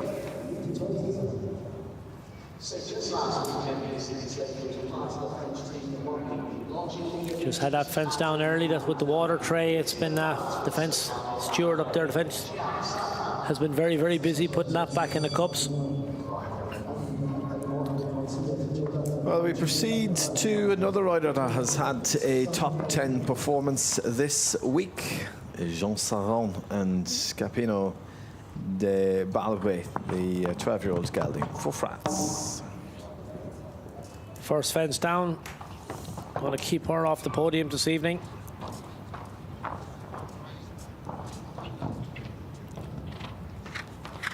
This 12-year-old by Cameron on a Staccatos highlight.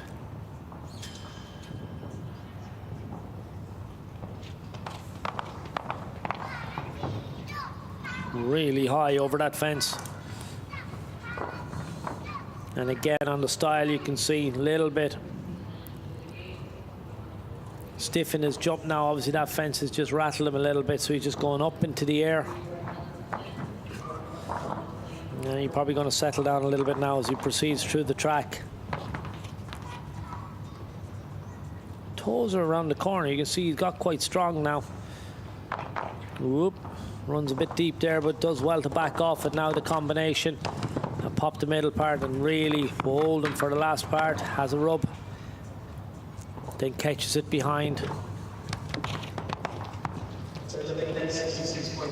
It will be a total of 8 then for Jean Saron and 66.36 Capino Balbé for France.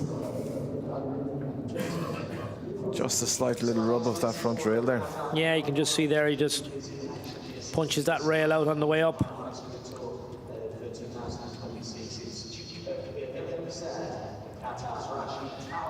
This is a horse we've seen ridden last year by Christian Kukuk, and before that by Richard Vogel. Just a change of rider now, and just going to take a little bit of time to kind of settle that partnership. But no better place for them to find to work all of that out. Well, that's some of the crowd that have gathered here. We have a number of coffee shops actually just located rings or arena side. Great to see some young faces enjoying the sport here this evening. Duke of EVMC said this 8-year-old stallion goes with Qatar's Rashid Turan Ali Al Mari. Pops the first two fences very nicely. 8-year-old stallion by Di Montesemoli out of a Van Gogh mare. Lovely presence, you can see. Covers the ground. Great energy in the canter. Whoa, and look at that for technique, but also really scopy over that big oxer. This is another one of these young horses you love to see coming out in these 3-star competitions. A potential Grand Prix horse, potential championship horse in the making, I suggest. You'd love to have him in your stable. If in doubt, go high. Really athletic as well, you can see. Great use of himself. Nimble on his feet, light through the corner. And there, look, he shortens up. Front of that jump so well. Now watch him through the combination. Beautiful. Whoa. Last fence coming up. We can put this guy in the truck. I'll bring him home. Thank you very much. Well, the last a slow faller as well of that front rail. It's 4 faults in 70.40 for Rashid Turan Ali Al Mari for Qatar, what Duke of EVMC said. Yeah, load him up, I'll still have him. Yeah, gorgeous horse. Beautiful specimen. Look at that. Let's see. Here we go, this is the last fence. Yeah. Whoa, how late is that? And even went back towards the takeoff side. An unusual pole. I didn't actually see him touch it at all. No. But not to be this evening. He'll look at that on the replay, I'm sure to see, as we go to Syed Saad, rides King's Guard, a 10-year-old stallion for Egypt.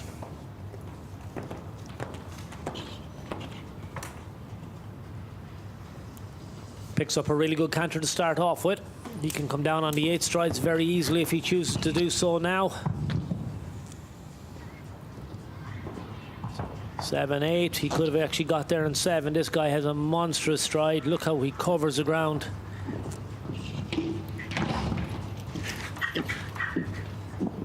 Again, just up into that hospitality area. The big rangy horse. The power in the canter. Huge jump over that Oxer with the water tray. Great effort from the horse then to back off at the stile. That has gone nice and wide here. This guy's maybe not the speedy merchant around those corners. He's a big striding, big jumping horse, and that's what he's going to use.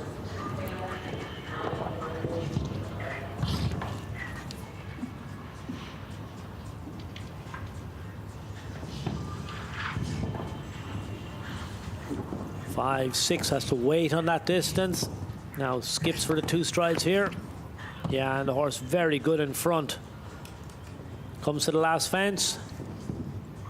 Yeah, that's a nice round there. Just 1 on the ground, so it will be 4 faults in total for Side Sant and King's Guard, 71.84 Egypt.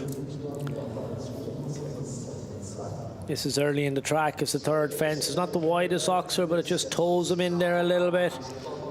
He was very good everywhere else. His was into the combination. Very neat here. Just watch the technique, particularly on the last fence. Really good with his shoulder.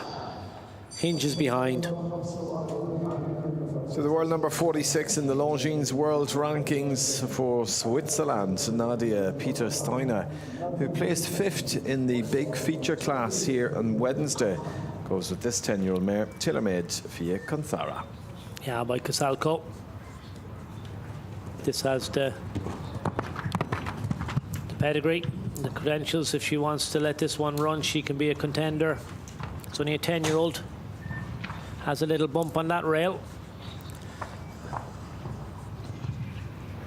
Now, just the body language again. Yes, neat and tidy, but it's not super quick. 8 strides. If you're going to threaten our leader, you're going to have to do something special. You've got to be really neat back in this turn back, as tight as you possibly can. Eve's horse is very quick across the ground. Wasn't particularly into leaving out strides, but just knows that our horse covers the ground very quickly in the foot race. He's a really smart horse. It's going to be a couple of seconds by my reckoning off the leader. Down to the combination. Very intelligent mare. You can see ears pricked the whole time, looking for the next fence. Last fence. Nice clear there. That's clear out number 12 and 66.92. Ranks into 9th for Nadia Peter Steiner for Switzerland with tailor-made via Conthara. Yeah, to get on the leaderboard, you're really going to have to be smart all the way from the very beginning. We'll know straight away anybody who's going to threaten our leaders. They won't be able to warm into the class or work it up as they go through. They're going to have to start from flag fall, really take the advantage from the very beginning and try and get your nose in front and stay there. To be fair to our leaders, they were good all the way through. There's not too much that they've left out there. Well, Ismail Osama El Bore is ready to take on the track with an 8-year-old mare. It's Gin Lady Tivoli Z for Egypt. Tom, we still have some big names coming up. The likes of Peter Davis, Laura Treiber, Emanuele Guardiano, Millie Allen, and even Kristen van der Veen. Yeah, there's definitely a few of those that won't be found wanting. 3 of those in particular I expect to really have a go at it. Oh, I wouldn't be. But they will have to be very good if they're going to take our leader off her top spot. She was very smart all the way through, really used that beautiful athletic horse that she has. Oh, it has a second fence down, very neat and tidy. This is only an 8-year-old, just unraveling a little bit now. Has the 12 penalties at this stage. So it goes wide, coming back to the vertical. Combination now. Whoa. You can see him again, has the last part, just got a little bit, and puts his hand up, he's going to retire. Yeah, the size before, jumping that last fence there, Ismail Osama El Bore, and Jin Lady typically said will retire. He'll save that for another day. Gives a nice little pat there as he trots towards the in-out gate, representing Egypt. Well, as we say, we still have plenty to go. 22, in fact, estimated finish time here is 8:45, so that's 20:45 local Qatari time. Pops in nicely to the combination. The last part just a little bit loose in the jump. Well, this man was the winner of the 3-star two-phase competition on day number 1. Had a top 8 performance in the table C 5-star yesterday, while in Nico for Turkiya, Hassan Santurk. Yeah, Hassan won't be found wanting. He's very, very competitive. He's been thereabouts in a lot of classes in the last couple of weeks. This horse looks a picture. Nico, by numero uno, 13-year-old now, knows his job. Ooh, backs off lovely there now. Needs to be light on his feet, keep the balance through the corner. Hassan's very good. This is looking very smart. 4, 5, 6, 7. Stay on the right-hand side. And again, you just see he's a bigger horse, big striding horse, who's gone that little bit wider. I don't think he's going to trouble our leader. He's not too far away. Whoa, whoa, whoa, whoa. Again, Hassan has to work hard to keep him off that back rail. He's such a big striding horse. Last jump here. He's not too far away. He's clear in 63.56, 2.5 seconds slower. And that performance is great for him as he ranks into 5th at this stage. Yeah, good effort. You can see this is a big horse. Look at him physically there. He covers a lot of ground. Really big stride. Hassan used that to his best advantage. Difficult for this big guy on those turnbacks. The more nimble, smaller horses, lighter on their feet, they can nip around the corner a little bit quicker than this chap. Well, 2-1 for the home crowd here in the state of Qatar. Mohammed Said Al Haydan and Waddanekadix, the 12-year-old gelding, as our 42nd pairing to step forward in the Longines arena. It's a 12-year-old gelding. Part of the one-man prefix, part of that whole program now. Oh, again, that third fence. Arena Party has to go and replace that for the umpteenth time. Let me just mention that Wasserman prefix. It's part of a program that's developed for the Qatar riders for their aim and continuation of the development for the next Olympics.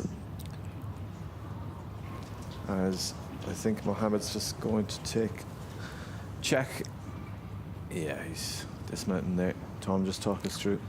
Yeah, he's not sure what's... So if in doubt, he's decided to get off his horse. Doesn't seem to be anything too untoward, but maybe just gave a little bit of a stinger. You can see the horse just a little bit stiffer. But the horse's ears are pricked. He doesn't look too bothered by it. We talk about the safety element here with the light poles and the flat cups and the safety cups. I think this is more precautionary now than anything else. There's a vet outside here. Yeah, he seems to be walking away to find us there now. He's not in a hurry. The horse is quite chilled out and relaxed. He's not at all distressed. You can see his ears are pricked. So the grooms are walking in there now. They'll just lead him on out. But there's plenty of veterinary support here. We'll have a vet on duty, and we have a whole veterinary clinic here on site. So if there is anything untoward, he was going to get immediate care. Yeah, horse welfare, rider safety at the heart of everything here in Alshaqab, and as you say, Tom, the veterinary team is always on standby, which is a necessity, part of an international show, but also such a big team ensuring welfare and safety, including FEI stewards, the ground jury. The whole team works not just for the competition, but for the safety and welfare of the horses. Yeah, and well done by Mohammed there. As soon as he thought there was something a little bit awry, he just pulled up, put his hand up, then had to check this horse, and then decided, you know what, just get off. and let us walk his horse out of the arena. And again, all just precautionary, which is a good thing. So, yeah, he looks fine by me. Yeah, so Camacho PS ready to, in fact, has cleared the first fence. Is Nasu Kiali for Jordan.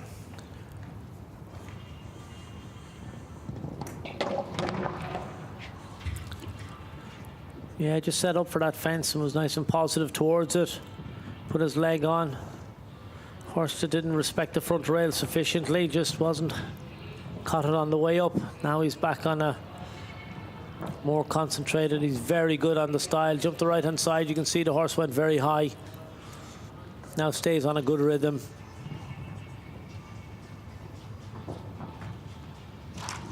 This is an 11-year-old gelding by Emar. Or out of a numero uno mare. Settles into it quite nicely now. He's got up on a better rhythm. A little bit. Last fence coming up. Well, just the 4 faults then in 64.88. That's the round by Jordan's Nasu Kiali Camacho PS. This is this fence again. We've seen it a few times. There's a little gate underneath it, kind of open on the bottom, so there's not a lot of a ground line there for the horses to work off.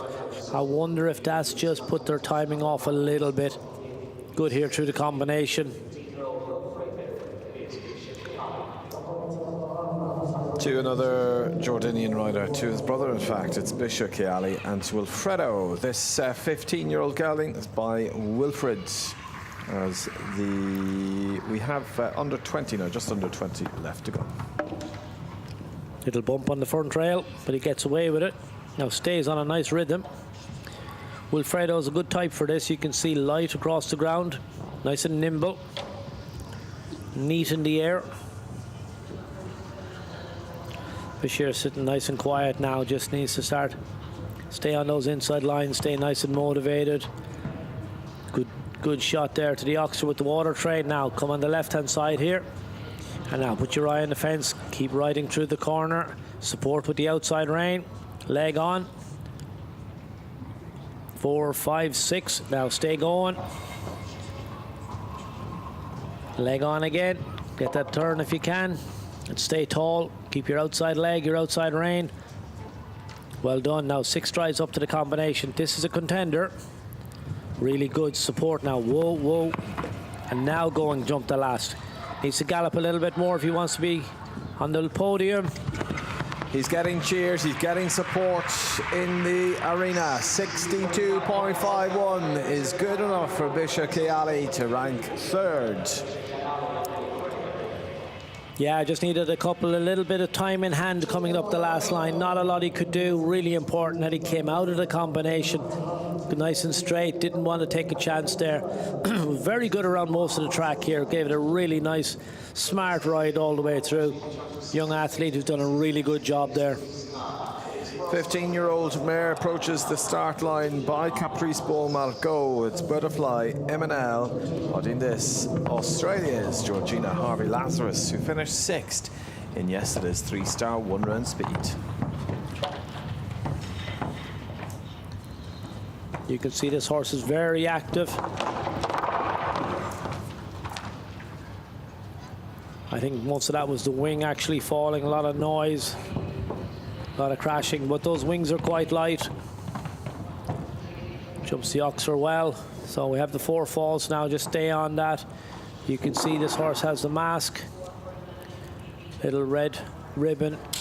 Warm-up arena can be quite a busy place. So you have a red ribbon in her brow band, also one in her tail. You can see this mare, she's very active. Swishes her tail a little bit. But very powerful canter. Elevate her bit in her mouth, back to a single rein. Now steady in the combination here now. Pop in. Whoa. 2 strides now again. Well ridden. Last fence coming up. Slight rub of that front rail. It remains in position. 2 down as 8 false down for Australia's Georgina Harvey-Lazarus and Butterfly M&L.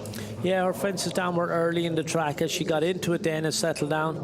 This is this third fence again. You can see just caught the wing with her leg. Thankfully, those wings are nice and light. No harm to horse, rider or wing on this occasion. And then it was that style. Once she got into it then, she settled into it. So I think Georgina will be happy when she looks back at the video and sees, you know, as the track went on, she got more proficient, it settled, the partnership improved. Well, we go back to one of the riders from the Kingdom of Saudi Arabia. After we go to Iran's Adel Keshavarez. Kaylin B is first to go. And this is 11-year-old mare by Berlin. Out of a Quattro Dam. 17 left here in the Longines arena of Alshaqab. Well, Eve Job still is in the lead, 61.10, proving difficult to beat, Tom. Very smart round. It's going to take something special to take her off the podium.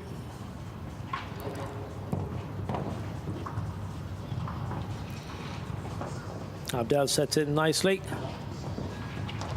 We'll see what he does here now. How tight is he going to come back here? Going nice and wide, giving himself a chance to jump a clear round, I think.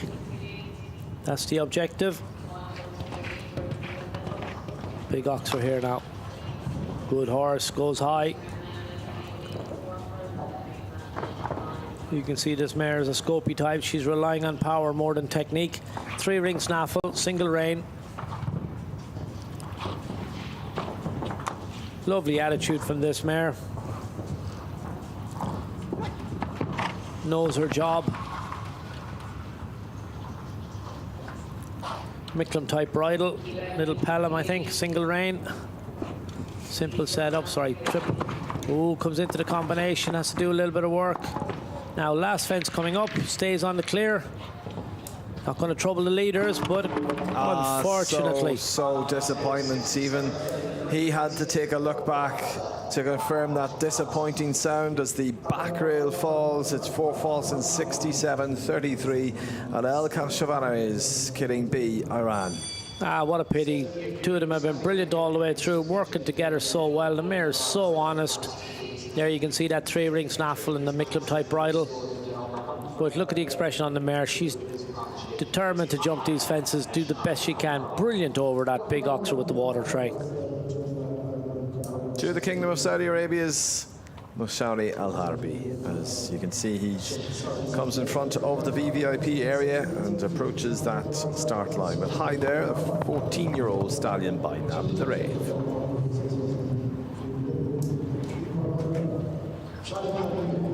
Real compact horse. You can see he's not super tall, but very powerful. Again, our third fence has claimed another victim. Nice and straight to the vertical, away from the pocket. You can see jumps the middle of it. And again, a really good jump over the Oxer. Now left-hand side. Knows that he's had a fence down, so automatically goes that little bit wider. Good and straight. 4, 5, 6.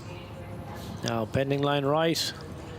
And set up for the turn back. It's not really going to matter having had a fence down, but opts to go wider, going outside. Smart horse. Has a fence down again. Combination coming up now. Whoa. Middle part. Yeah, this horse just looks like he probably needs a little bit of time in the ring. Those are more timing mistakes, more issues than anything else. Loads of scope. Nice way of going. Just his timing a little bit out at the moment. 16 and 69.08. Moushari Al Harbi and high there for Saudi Arabia.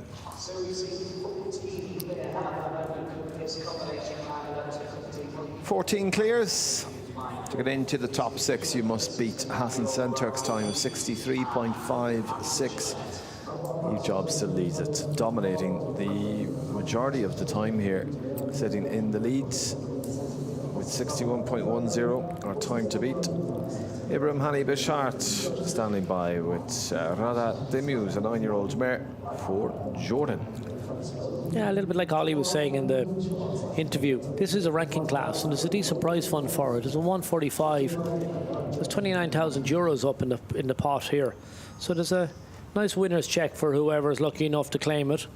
About 7,250 to the winner, so nothing to be sniffed at indeed. Absolutely. And here we come to the first fence.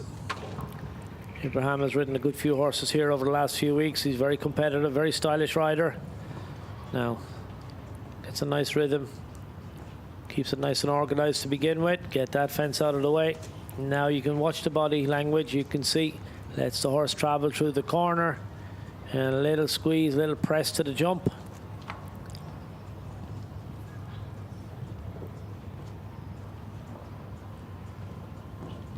Jumps the right-hand option.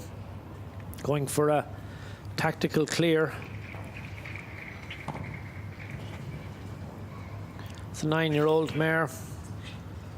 Oh, it's again another one on looking for the performance. Neat back here on the roll back. You can see really good position from the rider. Keeps his hands lovely and quiet. Now down to the combination, and again, watch Ibrahim sits beautifully through this. Like it's a training exercise. It's so well done. Good focus to the last fence. Presents the mare beautifully.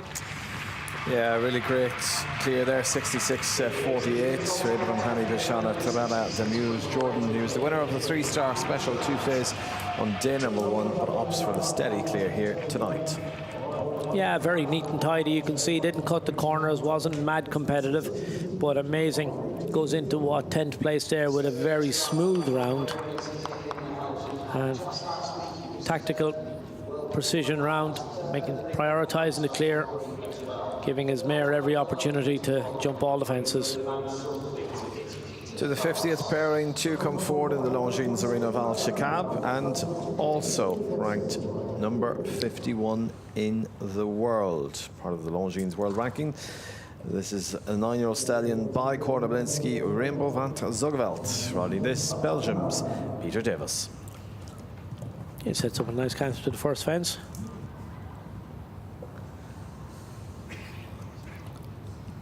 Eight strides, 1 to 2.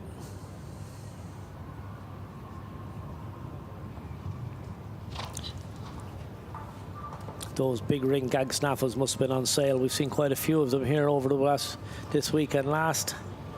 Very popular at the moment. This stallion is only a 9-year-old by Kornablinsky out of Vagabond de la Pomme. Beautifully bred, but a gorgeous type. You can see very athletic, light on his feet. This is another performance orientated outing. Moves up here to the oxer. And Peter again just presents him beautifully to the fence, nice and straight. Now he's turned back here nice and tidy. Just getting the horse used to that option, that he's not surprised the next time he turns him up. And then skips down through the combination beautifully. Last fence coming up, not going to trouble the leaders. Yeah, beautiful clear there from a beautiful stallion. I must say, one for me as Peter Davis goes clear with Rainbow Vant Zogveld, Belgium, into rank just inside the top 10.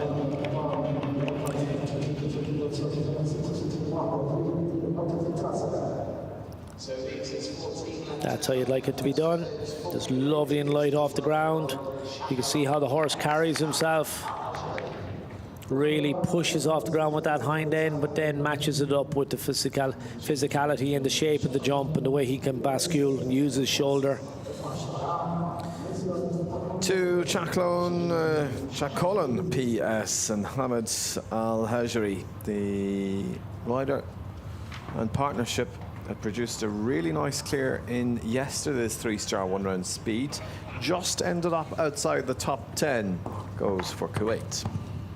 Yeah, don't be surprised now if he just winds this up a little bit, or else he's got his eye on the Grand Prix. We'll know after, when he jumps his 3rd fence, what way he's thinking, what his tactics are for this competition. Yeah, he's not in a mad hurry. He's obviously using this to set up for another class. And if you've been very quick in one of these speed classes, it's often very helpful to get back into the ring and slow the thing down, work a little bit on the connection, work a little bit on the control, and then you can come back in the next class for that and you can be competitive again. Very few horses can come back in and gallop day in, day out after each other. So how the riders manage their horses is an additional skill that's necessary for these top class riders. It's really interesting, that element of our sport, isn't it? You know, the athleticism, but also having to be a business manager and also the manager for all of the horses and stable manager, whatnot. Yes, okay, there's a big team, but it's ultimately the decision of that athlete, you know, going into the arena, what pace they'll go, and those wider decisions for the week. Yeah, these top riders, you know, they feel so much. They know their horses so well. I mean, they'll take all the information from the grooms, they'll take the information from the trainer. But particularly the established riders, they're the ones who are actually deciding, you know, the direction of travel. They're deciding when the horse is ready for the class, and they're the ones who feed back the majority of the information. You know, we can watch from the outside, and we can tell a certain amount for sure. But it's the athlete up on the horse's back, the two athletes together, and it's that feel, particularly with the experience of some of the senior riders, that really makes that decision-making process. Well, that's a good steady clear there for Hamad Al-Hajari with 68.80. He ranks into 15th. We have a total of 17 clears. Starting their round is Italy's Emanuele Camilli with Casbea Blue PS. Another by Casalco. Very interesting stallion.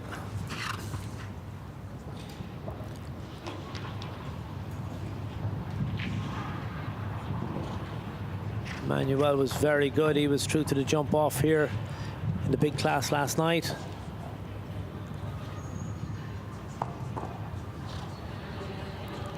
Tall horse.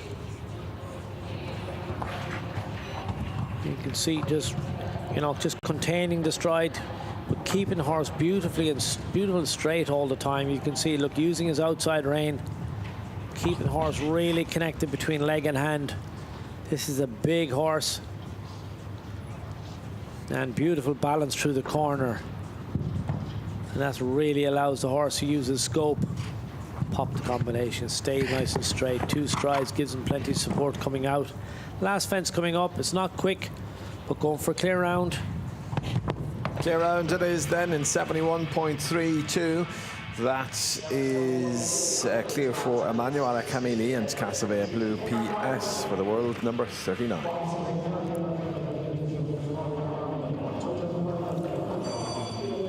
Yeah, rider going to be very happy with the performance. This is only a 9-year-old. Beautifully bred. Yeah, a little puff of the lips. Job well done. Well, 10 remaining after this lady. She was 4th in the Table C competition yesterday, part of her 5-star jumping. But my word, what a performance she had in the 2-phase 145-star on Wednesday, riding Falco Citromele, Laura Triba, France. Laura Triba, I should say. Yeah, she's a French winning machine at the moment. She's definitely enjoying her shows. Spent a good bit of time up in our studio chatting about her recent successes. Enjoying it. But again, it's all about the opportunities. She's part of the Ashford Farm program there. She's one of the students. She's Marilyn Zanatelli here helping her, and getting advice off that man is surely gold. And again, a super team of horses around her. We saw her here with Shea George winning last week. It was a joy to behold, and then see a young athlete taking on a horse that is, and really cementing a relationship with us so quickly in there since they've taken over the ride on that. Pops that really nicely. 64-24. Nicely done there for Laura Triba, and just outside the top 6. Ranks 7th, France. Yeah, you could see from the body language when she started, this wasn't meant to be the winning round. This was a production round, looking for a performance, get Falco St. Hermé back into the ring, get it all nice and level, get it all nice and organised again, and set it up for the next big opportunity that's going to present itself in the very near future. Well, this man has dominated the podium over the last 6 weeks of the Doha Equestrian Tour, including yesterday 2 wins at 3- and 5-star level. He goes with Vasco, 12-year-old stallion by Vivant out of a Chaco Blue mare. Riding this is the world number 48 in the Longines World Rankings for Italy, Emanuele Gaudiano. He's a winning machine. He hasn't won a class yet today, so I'm sure it's on his list of things to do. I think he does that every morning.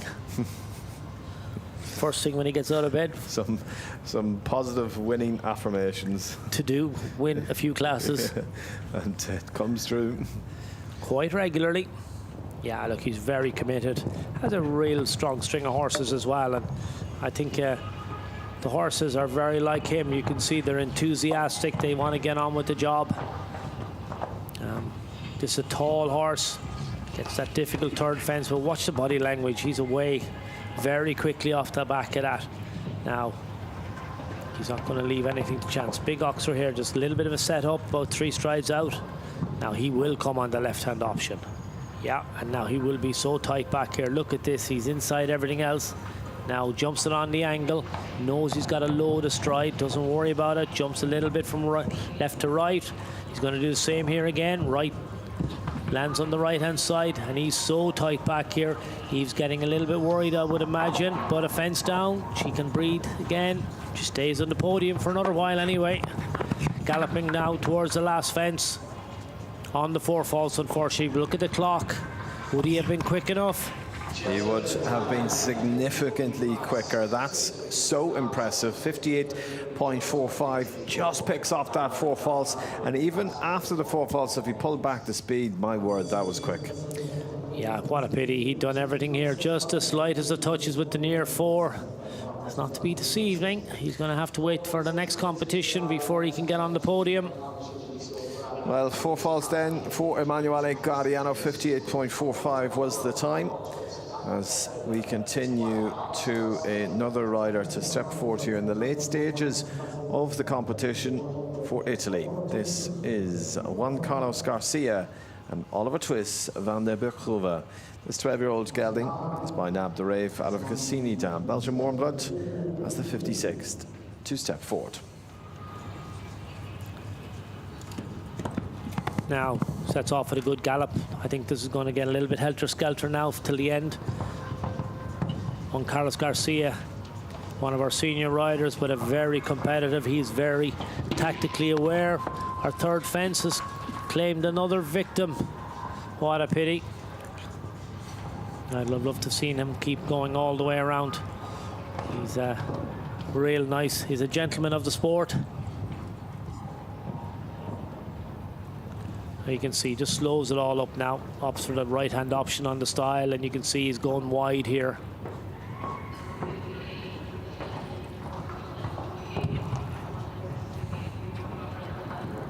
This is a 12-year-old by Hamad Durev out of a Cassini mare. Ooh, very good on the oxer there. Lands lovely and balanced. Juan Carlos showing all his experience here. 4, 5, 6 to the combo. Pops in beautifully. Look at the rider. Just keeps his balance. Helps the horse keep his balance. Now coming to the last fence. A little bump on that front rail. Remains in the cups, but also over the time allowed. It's 4 for jumping and 1 for time. 76.55 for Italy's Juan Carlos Garcia, Oliver Twist van der Berghoeve. This is a pity. You can see Juan Carlos doing everything he could. You could see, realize that that wasn't where he wanted to be with the horse. Try to keep him off the front rail.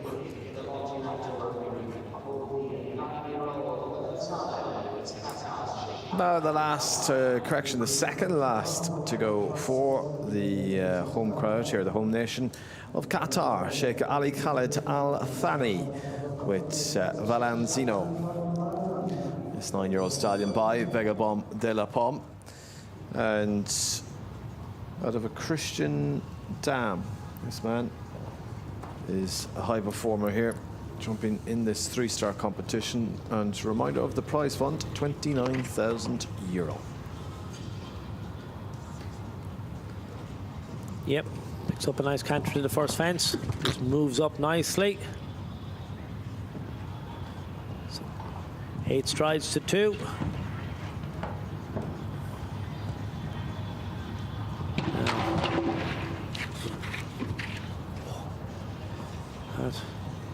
Again, that fence is just on the ground again. It's been probably the fence has been knocked some more times than any other in this particular course. Fence placement by our course builder, and the use of materials again. You can see it's down the hill a little bit. It's early in the track, but more in particular is the way that it's looking into that hospitality area down there. It just seems to get the horses to lose focus on the top rail. Now back on a really nice even keel here. Unfortunately, the momentum has gone out of the round, so he's not taking any chances, just wants to get it now into the combination. And again, look at that, beautiful down through the combination. Turns left, heads for the last fence. And the front rail of that goes as well. So along with fence 3, it is a total of 8 for Sheikh Al Khalid, Al Thani and Valanzio for the state of Qatar.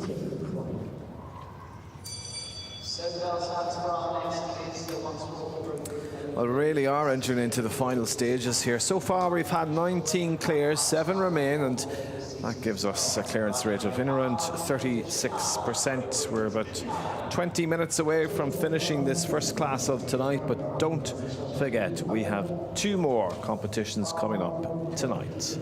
Millie Allen steps forward with Or Damanquino de Javal, this 9-year-old stallion, by De Monteseme for Great Britain. Millie's so competitive. We'll get an indication fairly quickly what our plan is here now. This is a 9-year-old. Moves up to the first fence. This horse is a big stride as well. Yeah, and she jumps this on the angle. Has to trust her horse down here. Yeah, she jumps that, and now you can see she's away.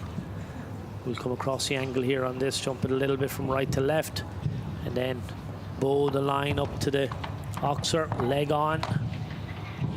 Super ride there from Millie. Just really presented her horse. Now she's on the left-hand side, and you can see she's gone that little bit wider here. Obviously, taking cognizance of the age of the horse and the amount of experience he has, she's deciding that not appropriate just to turn him up really tight. Uses his stride here, lets him canter through the corner. And again, you can see she keeps pushing through the corner, really accurate again. 6 strides up here. Love the expression on this horse. Ears pricked, light on his feet. Last fence coming up. 63.56 to get into the top 6. She would have done that, but the last fence, the back rail down, unfortunately, for Millie Allen or Damakino de Javal for Great Britain. Really smart round. She played the percentages all the way through, not crazy back, tight on those turnbacks. Horse had a big stride, so she jumped a few fences on the angles, did what she thought was appropriate, just the last fence there, and he just came down a little bit on the back rail. Very good here early in the track. Look at that, a young horse goes high when he was put under a little bit of pressure in front of that oxer. So the last for the home crowd, for the home nation and state of Qatar. Mohammed Abdullah Jama with Watman Kryptonite. Nice clear in yesterday's 3-star 1-round speed. That was at the height of 1.40 meters. Ended up being 15th with the steady clear. Goes with this 11-year-old gelding by My Lord Carthago. Next, Mohammed for Qatar. Kryptonite, what a great name for a horse. Let's see if he is the magic substance. Another one with the 3rd fence down. What a pity. Looked like he wanted to get that out of the way and then was going to wind it up. No, we just let him jump around now and use this round for a bit bit of ring practice. Horse is very light on his feet. You can see him skipping around the corner there, enjoying himself.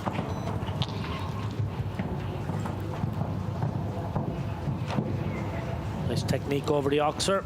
Good with his front legs. Again, we watch him here on this oxer. Same again. Just twists a little bit behind. He's gone wide on the turn back, so he's not worried about the time. Nice expression on the horse, you can see. Looking where he's going. Didn't finish his jump sufficiently. Has the back rail to add. Last fence coming up. Yeah, we'll finish with the 2 down there. So it is 8 falls for Mohammed Abdullah Juma Watnan Kryptonite for the state of Qatar. Here we go. This is this third fence again, and another one bites the dust. We're down to the last 5. Good in the combination, but watch that back rail. Was a late falling pole as well. Just clipped it behind on his way down. That iconic blue jacket of the Watnan stud is becoming a regular feature here, not just in Doha but around the world, as we go to a lady that finished top 8 in the jump-off competition yesterday. Was clear in that jump-off, just not quick enough to get into the top 6. It's Belinda Barker Empire for them. She was our first clear round yesterday in that big class, and she had a brilliant performance. That left her first to go in the jump-off as well. Played the percentages, posted a nice clear round, but there's a few speed merchants after her. And it got very, very quick. But again, this is a lovely example. Really nice type. You can see the dapples on his coat, real shine off him. Very neat and tidy here now. Just keep coming. Nice and tight back. Good position from the rider. Good presentation. 4, 5, 6. You can see plenty stride again. Now just weight it up a little bit here. Trying to set up the turn back, I hope. Now keep coming. Keep turning, keep turning. You have a good shot if you keep going. Well done. 6 strides up here now. Just has to wait a little bit. Now keep the balance, little support. That's very good. Now jump that. Now you can gallop to the last. You're not going to be in the lead, but you'll get a good result. 64.92, ranks just inside the top 10 there. Ranks 9th for Rika Belinda Barker and Empire SBKZ Denmark. Empire was very good there. You can see he answered all the questions. He's a big striding, powerful horse. So, maybe not as quick across the ground as some of the smaller, lighter, more athletic types, but a really conscientious jumper. Really works hard to leave the fences. And lovely expression. You can see him just trotting out the ring there, loose rein. Nice to see. Amr Al Zaini goes with Wilson, this 9-year-old gelding by Plot Blue, and sort of a cruising down for Egypt with 4 remaining.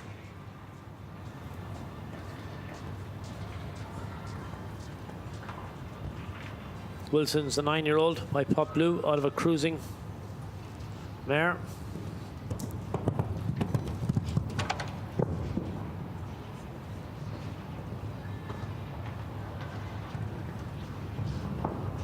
Not setting out in too much of a hurry, just going for a clear round. Gets that fence out of the way, and now you can see just changes the body language so slightly, just keeps coming through the corner, just drifted a little bit left there.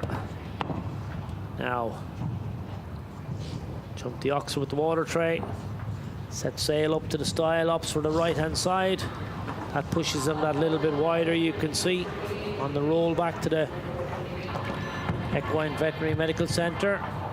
A little bit of a bend left to the oxer. Now bending right to the another oxer. Ooh, horse very good. Now he's just missed his inside turn, opting to go outside. Vertical here again. Now 6 strides up to the double. Sends the horse forward, encourages him in. Has the front rail down though. Now last fence coming up, he's on the 4 faults. Clears that, ends up with 4 faults.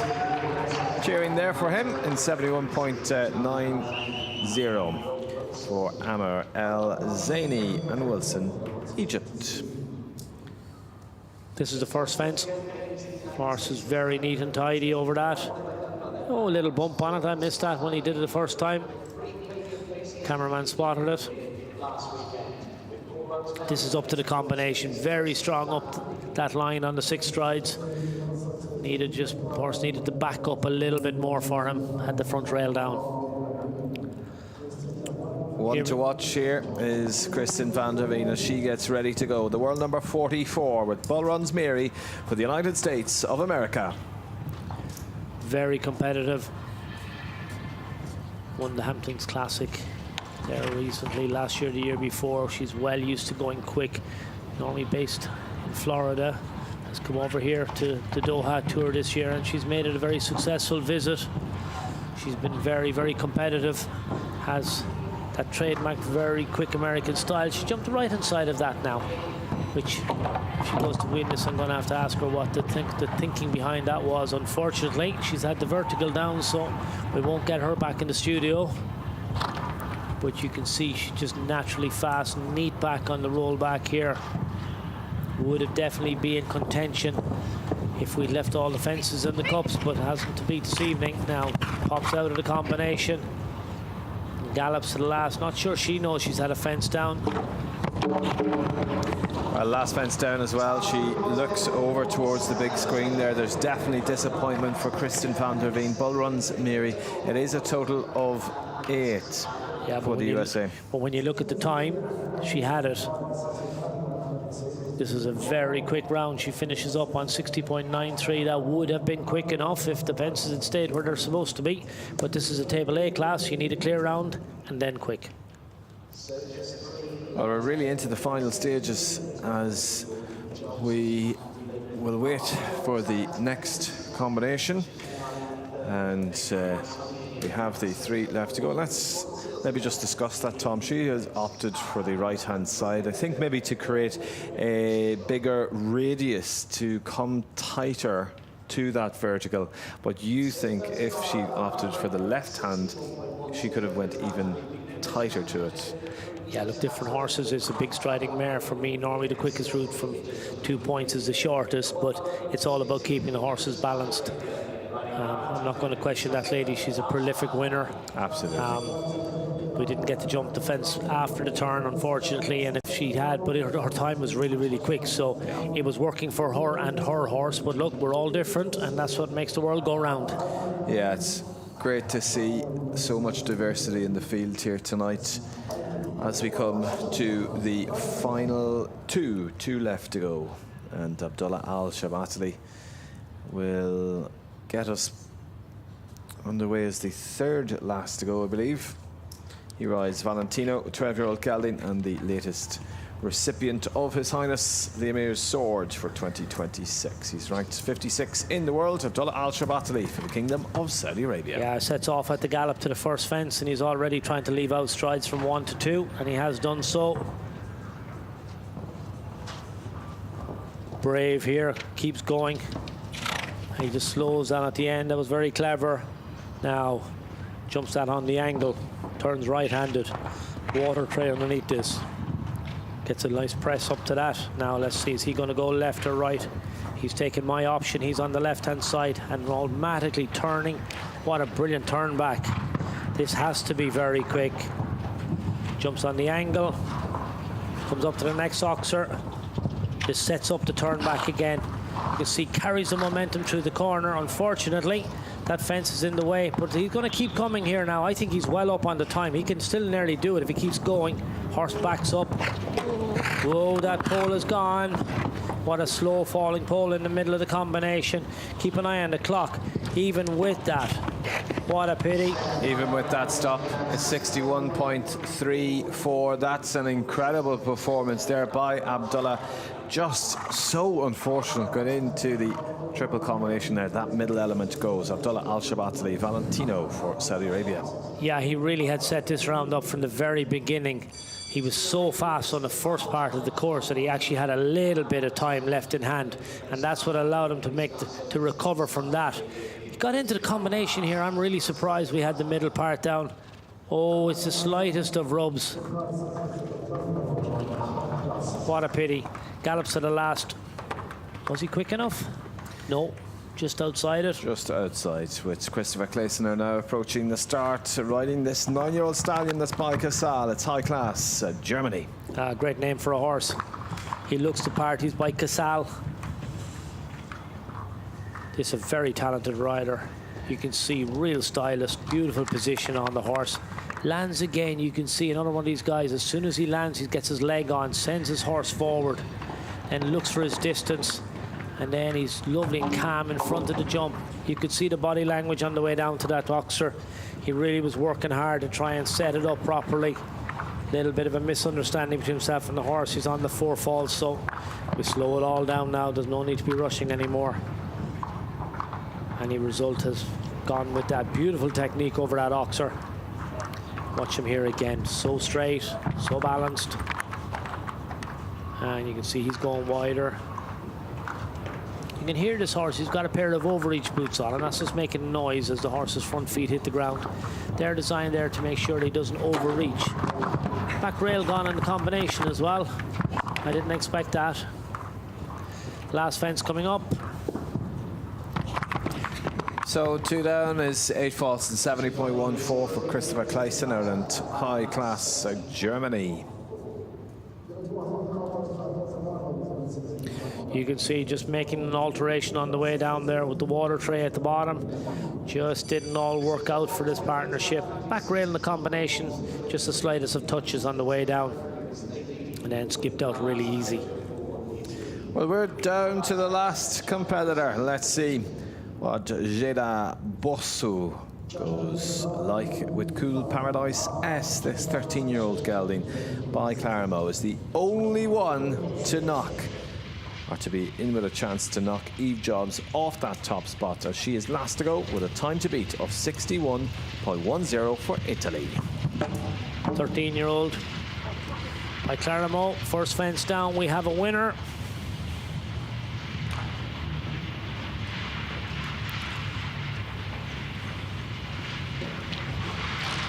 Pops the oxer, but has the front rail down as well. We're on the 8 faults. Oh, now not sure what's happened here, but just came around the corner and just spun around. He did well to actually keep the partnership intact. Made the horse actually see himself on the big screen and want to admire himself. I'm not sure, but there you can see represents absolutely no issue the second time. Something caught his eye. Oh, good over the oxer. There's so much around the arena here, and I think we've seen a couple of occasions this evening where the horses have either been distracted or looked at the wrong thing. Pops the vertical. He's on 12 faults now at this stage, so she just wants to keep it all steady the ship, get a little bit of confidence in both in the horse. Goes wide here again. Vertical, then up to the combination. 4, 5, 6 in nicely. Good horse in the middle, nicely ridden out. Last fence coming up. Congratulations to our winner. It was a brilliant round. She put it up to everybody. She deserves her top spot. Yeah, it's a total of 29 then for Jeda Bossou. Cool Paradise S, Italy, in 91.02. Well, a huge congratulations to our winner here. The first competition of day number 3 of Tour 6 here in the Doha Equestrian Tour. There's the CHI of Alshaqab, presented by Longines. And well done to Eve Jobs, the fastest clear with a real precise and carefully driven performance. The dust settles on day 3 and the leaderboard tells the story of this speed competition. 65 combinations took on the Maestro Ulano Vithasani's course, but in the end, in the Stars and Stripes flying, it is the Stars and Stripes flying highest. She rode with composure. That is certainly what we're looking for here in the speed competition. Navigated this 1.45 m track with great precision, and once again is on the podium here tonight. She didn't just beat the clock, she was A through and through winner. Well done to her. Behind every rider is a great team, and I'm sure that they are all pleased with her win here this evening. Not forgetting we have our 5-star 1-round speeds coming up, along with later on a 1:45 midnight Qatari time. We will start the ride and drive competition. Take a breath, because in a short while the Giants return for that 5-star competition. It's an American victory to open the night. Let's see what else is to come. Don't go anywhere. We have some highlights and studio analysis coming up in just a moment.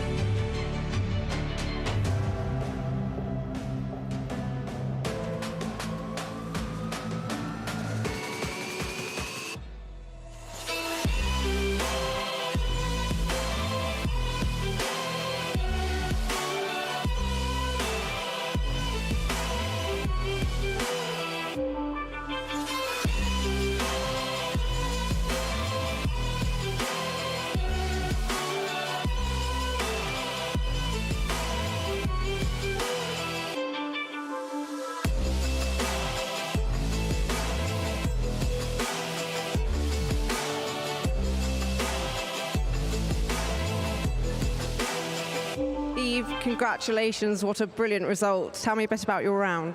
Thank you very much. I just tried to keep it smooth, and he's naturally a very quick horse, so it worked out. And how long have you had Canandillo, and how has he been going this tour? I got him at the start of the year from my husband Harry, who produced him so well, and he's been really great. Yeah, he's given it a go at many classes and lucky enough to get a win. It's been great watching you over the last few weeks. You're 4th in the rankings, and you've got the Grand Prix on tomorrow. What are your plans? I actually am taking the week off with my main horse, Canto Bruno, this week, so I'll just be watching tomorrow, but he's been amazing, and it's been such a lovely time being here. And are you going to be here for the rest of the tour? Yep, we're here until the beginning of April. Well, congratulations once again.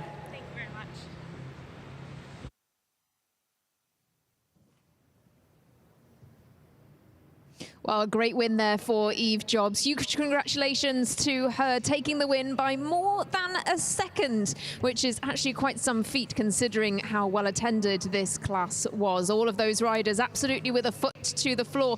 Of course, tonight it's all about speed. 2 speed classes for you. We've just rounded out the 3-star competition, and very shortly we'll be bringing you the 5-star speed class as well. Big prize money on offer for that competition. Once again, Tom Frayne has joined us in the studio down from his commentary position. Tom, very solid performance there from Eve, and we were just hearing she's 4th in the Doha Equestrian Tour standings, and well deserved to be in that position.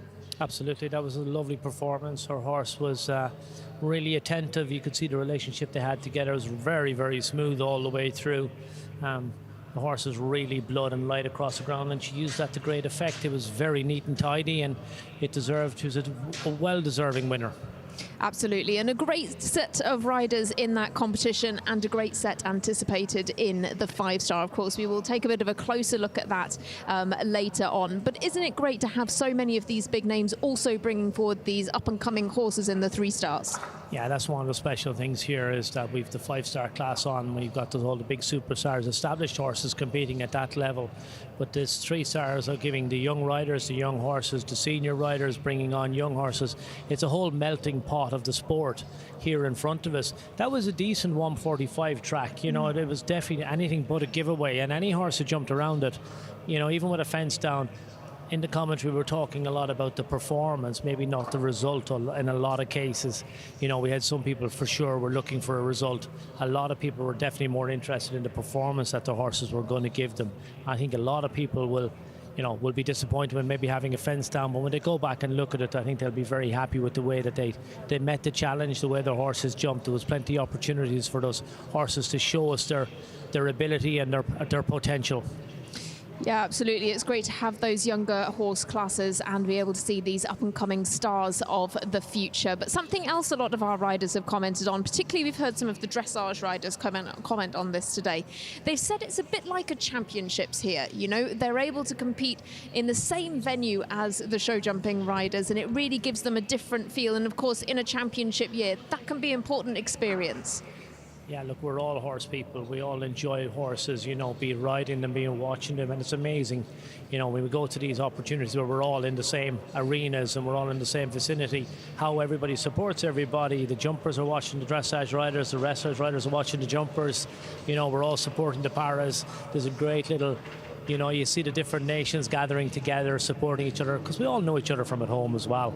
So again, when we get here, it's just the CHI is a great format. I really enjoy coming here for this particular weekend because it's great to meet up with our other fellow competitors from slightly different disciplines and appreciate what they do. And remember, we've Olympic medalists here as well from the dressage and the paras.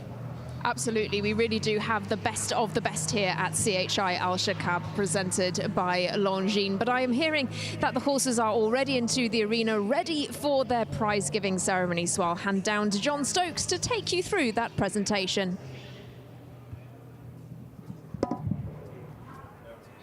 Hang around.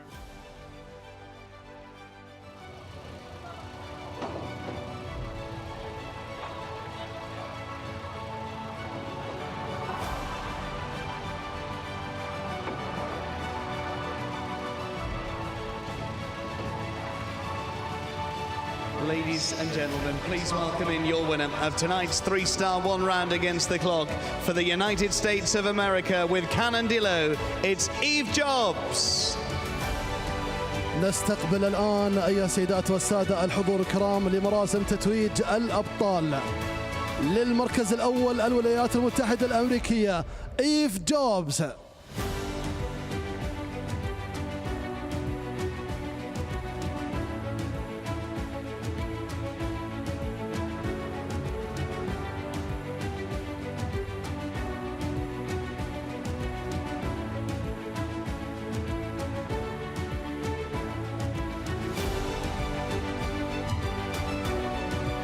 السيدات والسادة الحضور الكرام، يرجى الوقوف في حال القدرة احتراما لعزف النشيد الوطني للبلد الفائز إيف جوبز الولايات المتحدة الأمريكية. Ladies and gentlemen, please, if able, be upstanding for the national anthem of tonight's winner, Eve Jobs, the United States of America.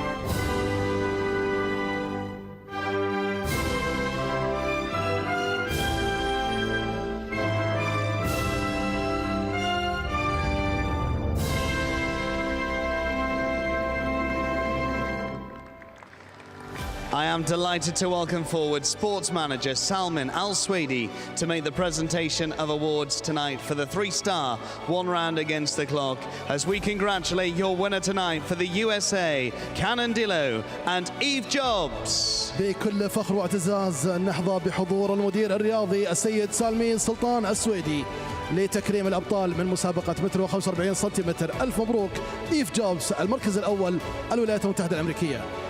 The brilliant Brazilian takes second place tonight. Colin S4, Marlon Modolo Zanatelli. تهانينا للمركز الثاني البرازيل مارلون مودولو زاناتولي والجواد كولين S4. Congratulations in third. For Jordan, it's Wilfredo and Bisha Kayali. المملكة الأردنية الهاشمية بشر كيالي والجواد والفريدو.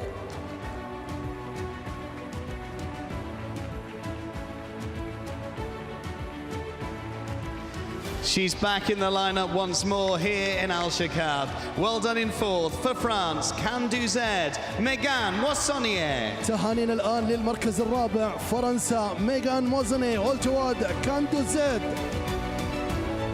And congratulations in fifth for Belgium, Credibilis, Van Het Lindenhof-Zed and Niels Bruinseels. ألف مبروك للمركز الخامس بلجيكا نيلز برونسليس والجواد كريديبيليس.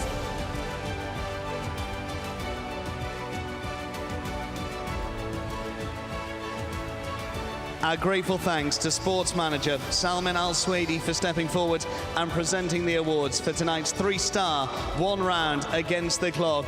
But the victory tonight goes to the United States of America. Send her on her way. Your winner tonight, Canandillo and Eve Jobs.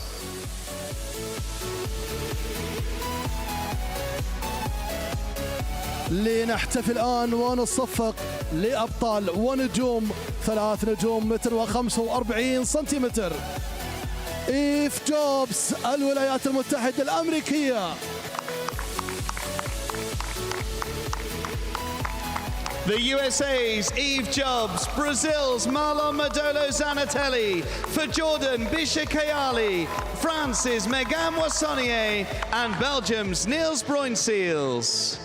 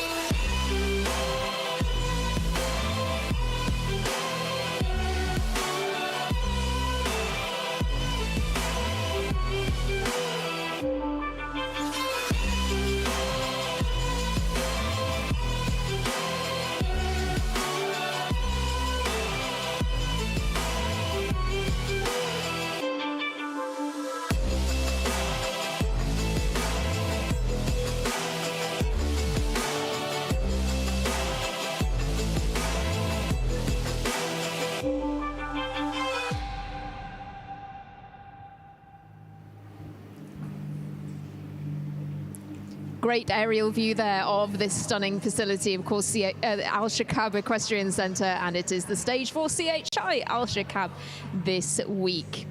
Well, we've just rounded out our three-star speed class, a very, very interesting competition won by Eve Jobs, and we look forward to speaking to her shortly.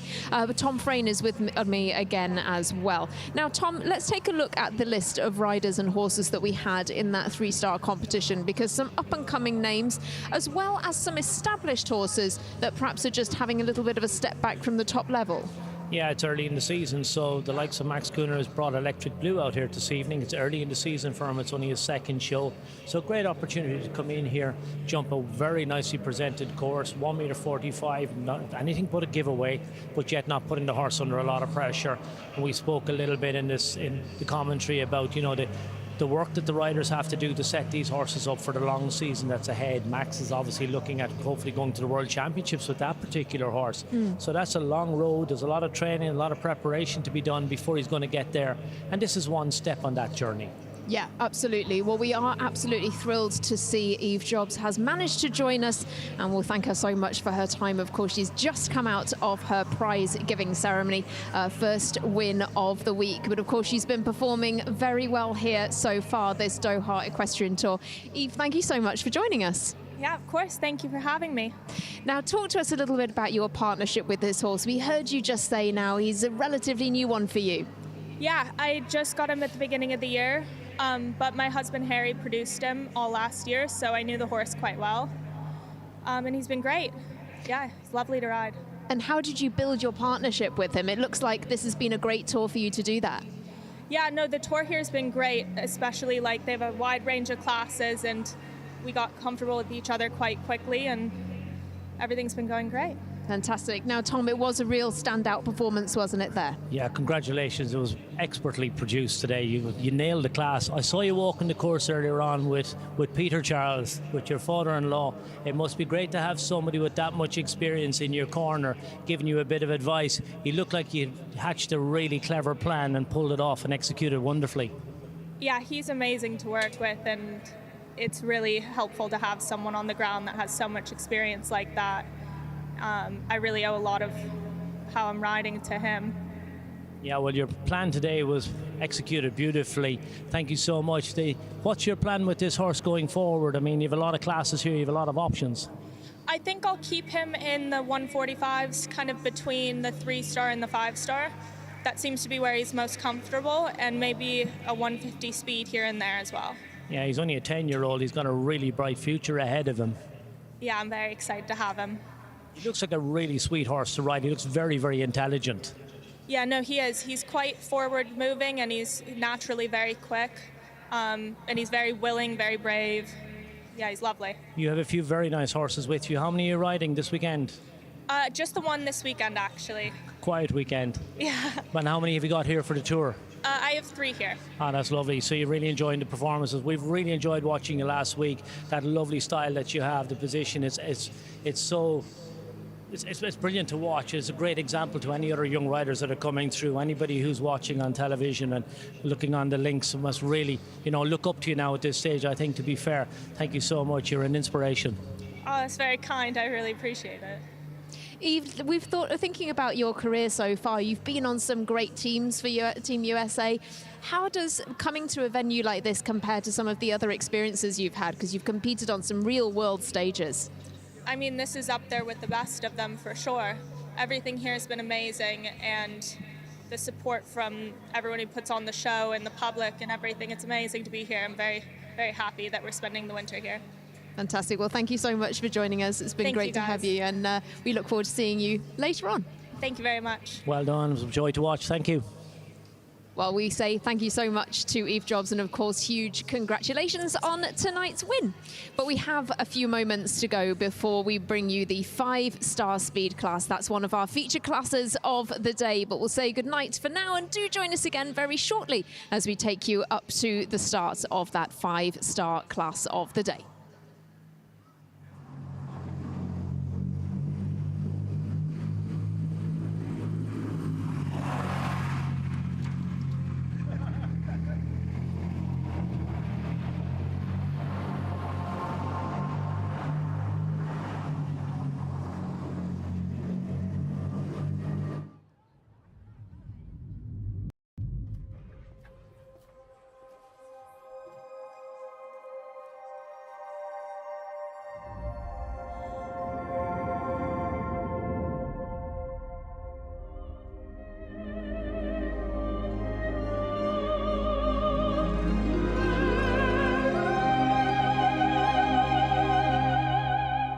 Longines, elegance is an attitude.